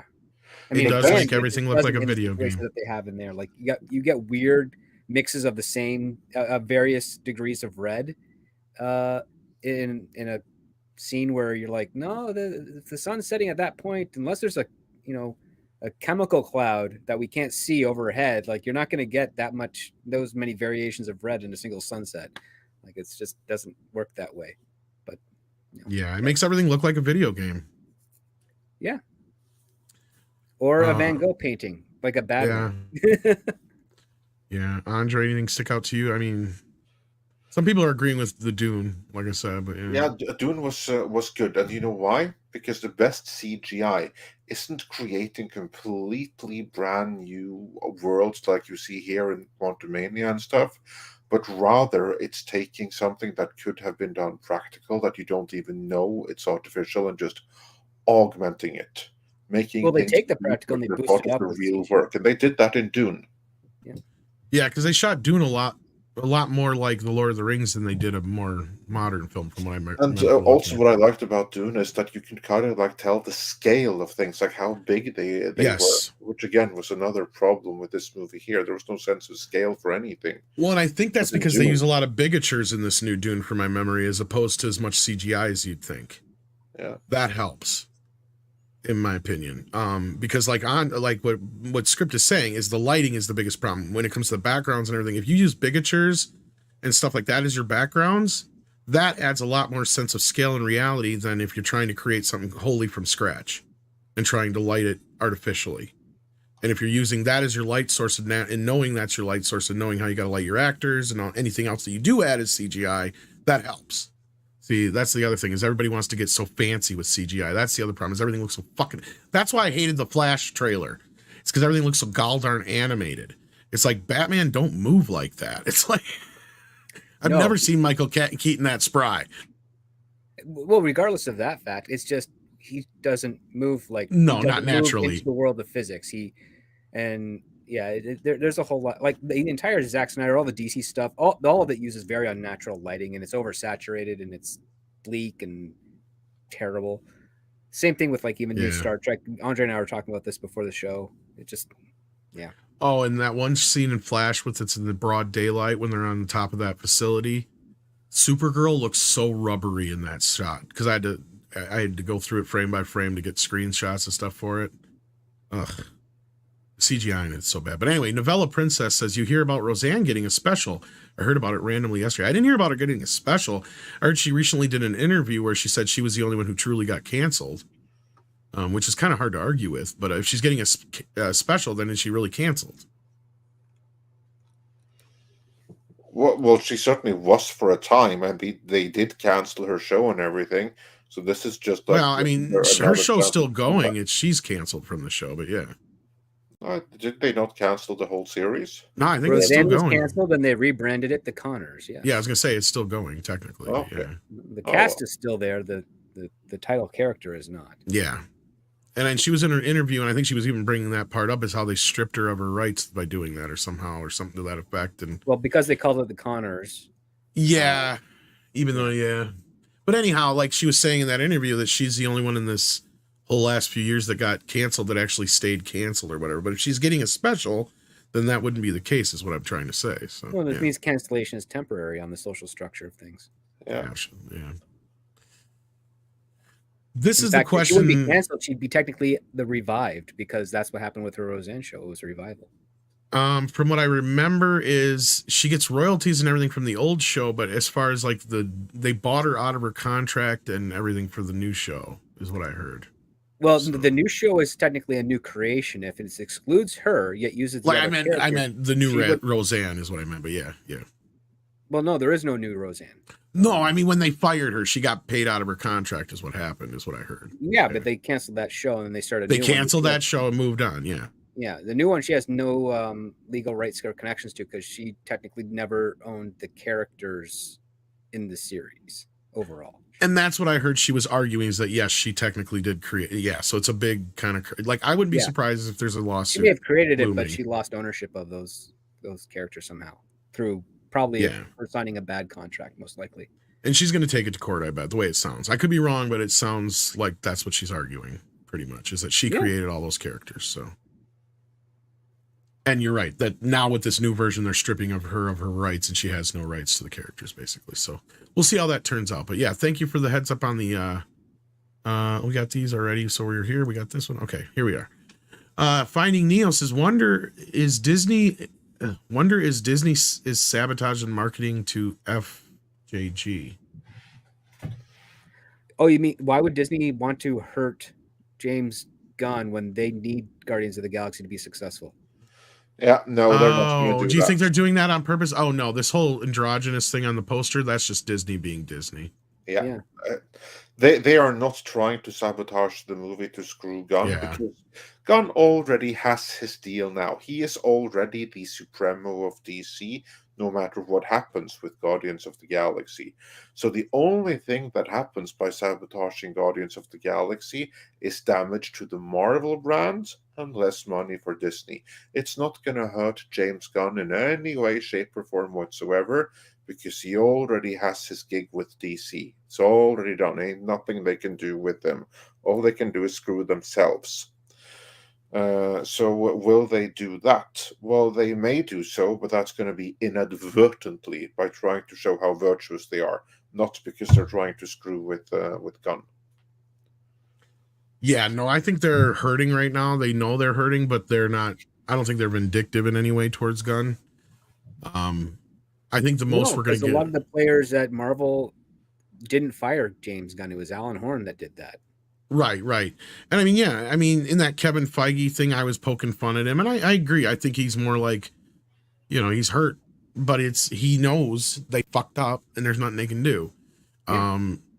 I mean, it just kind of is what it is. And not only that, he knows he can't blame him for taking this role, but at the same time, you can also tell him that it's very telling, because he knows that, this guy has now become my rival.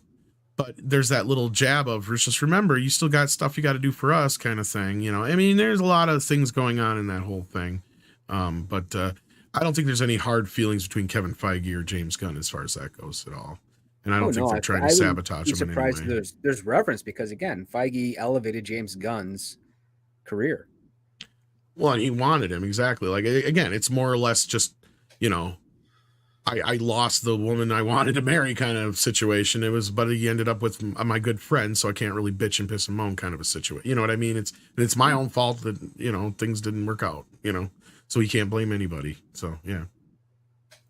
Other than Alan Horn, but moving on. That is, I think, all we have for Super Chats. Let me double check here if I didn't miss anything. We got one here. Oops. Here you go. You want to grab that one, Andre, while I'm double checking? Yeah, certainly. Go Kenji says for 5 Swiss franc. Watched Viking Wolf. Was a disappointment as a big werewolf fan. Mid-level at best, and they should get sued for false advertisement in the Viking part. Yeah, I didn't even see the movie. You may have seen that we put up a clip about it on Live Archives where I break down just why I don't have any interest in that particular movie. I saw the trailer and that was me out right there. It told me everything I needed to know. So yeah, I'm sorry that you were disappointed, and I'm more sorry that they didn't make a good enough a movie, because evidently they really didn't. And while we still have more than 1,000 of you watching, Midnight's Edge is now on Rumble. Actually, we've been on Rumble for a few days, but there were some matters to clear out, but now they have been cleared. So head on over to Rumble and subscribe to Midnight's Edge there.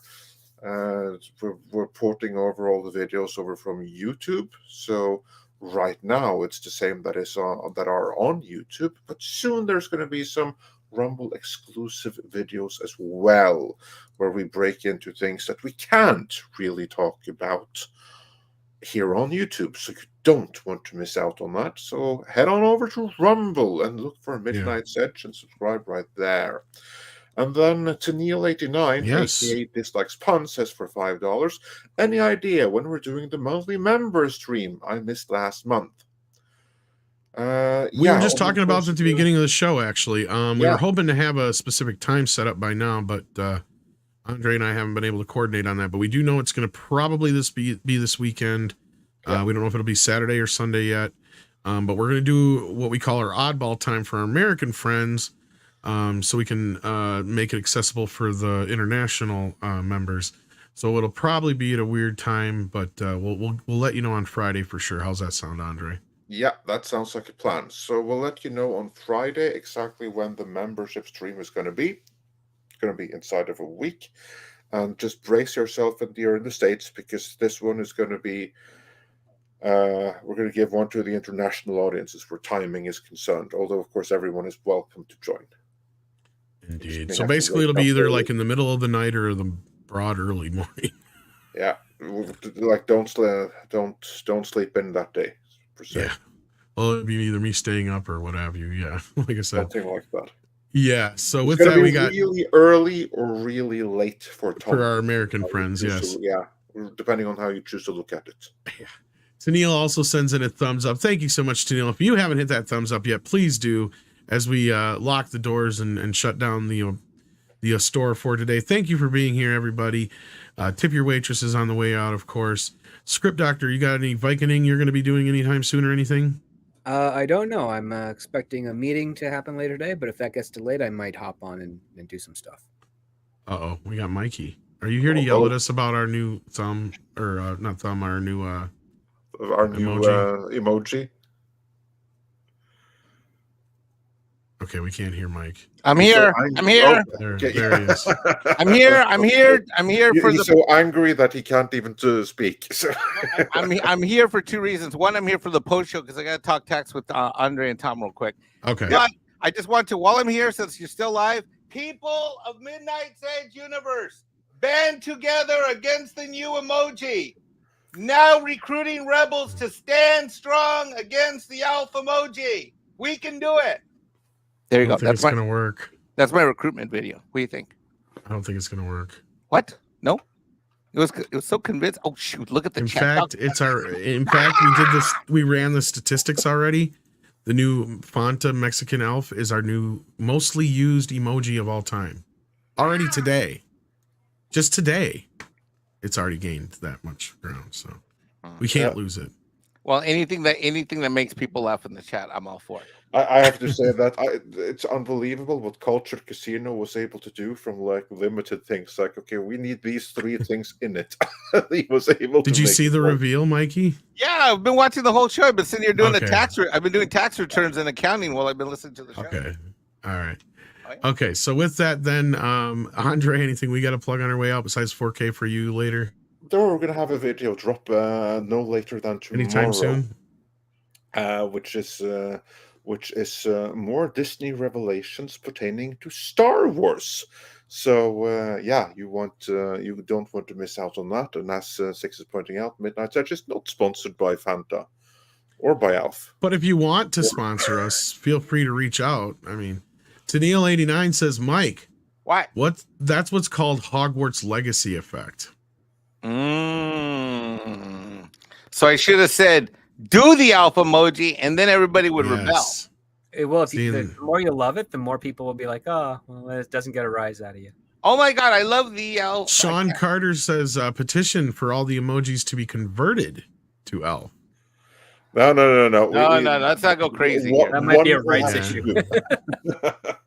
Yeah, I don't know about that. And then STR Red Wolf says, time for soggy marsupials? I think so, Andre. Soggy elves, you mean?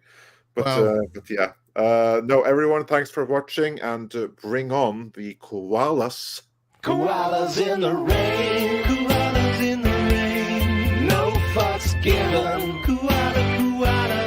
Koalas in the rain, koalas in the rain, no fucks given. Miguel Farah sends a last-minute super chat to atone for my sins and to confuse me further. No fucks given.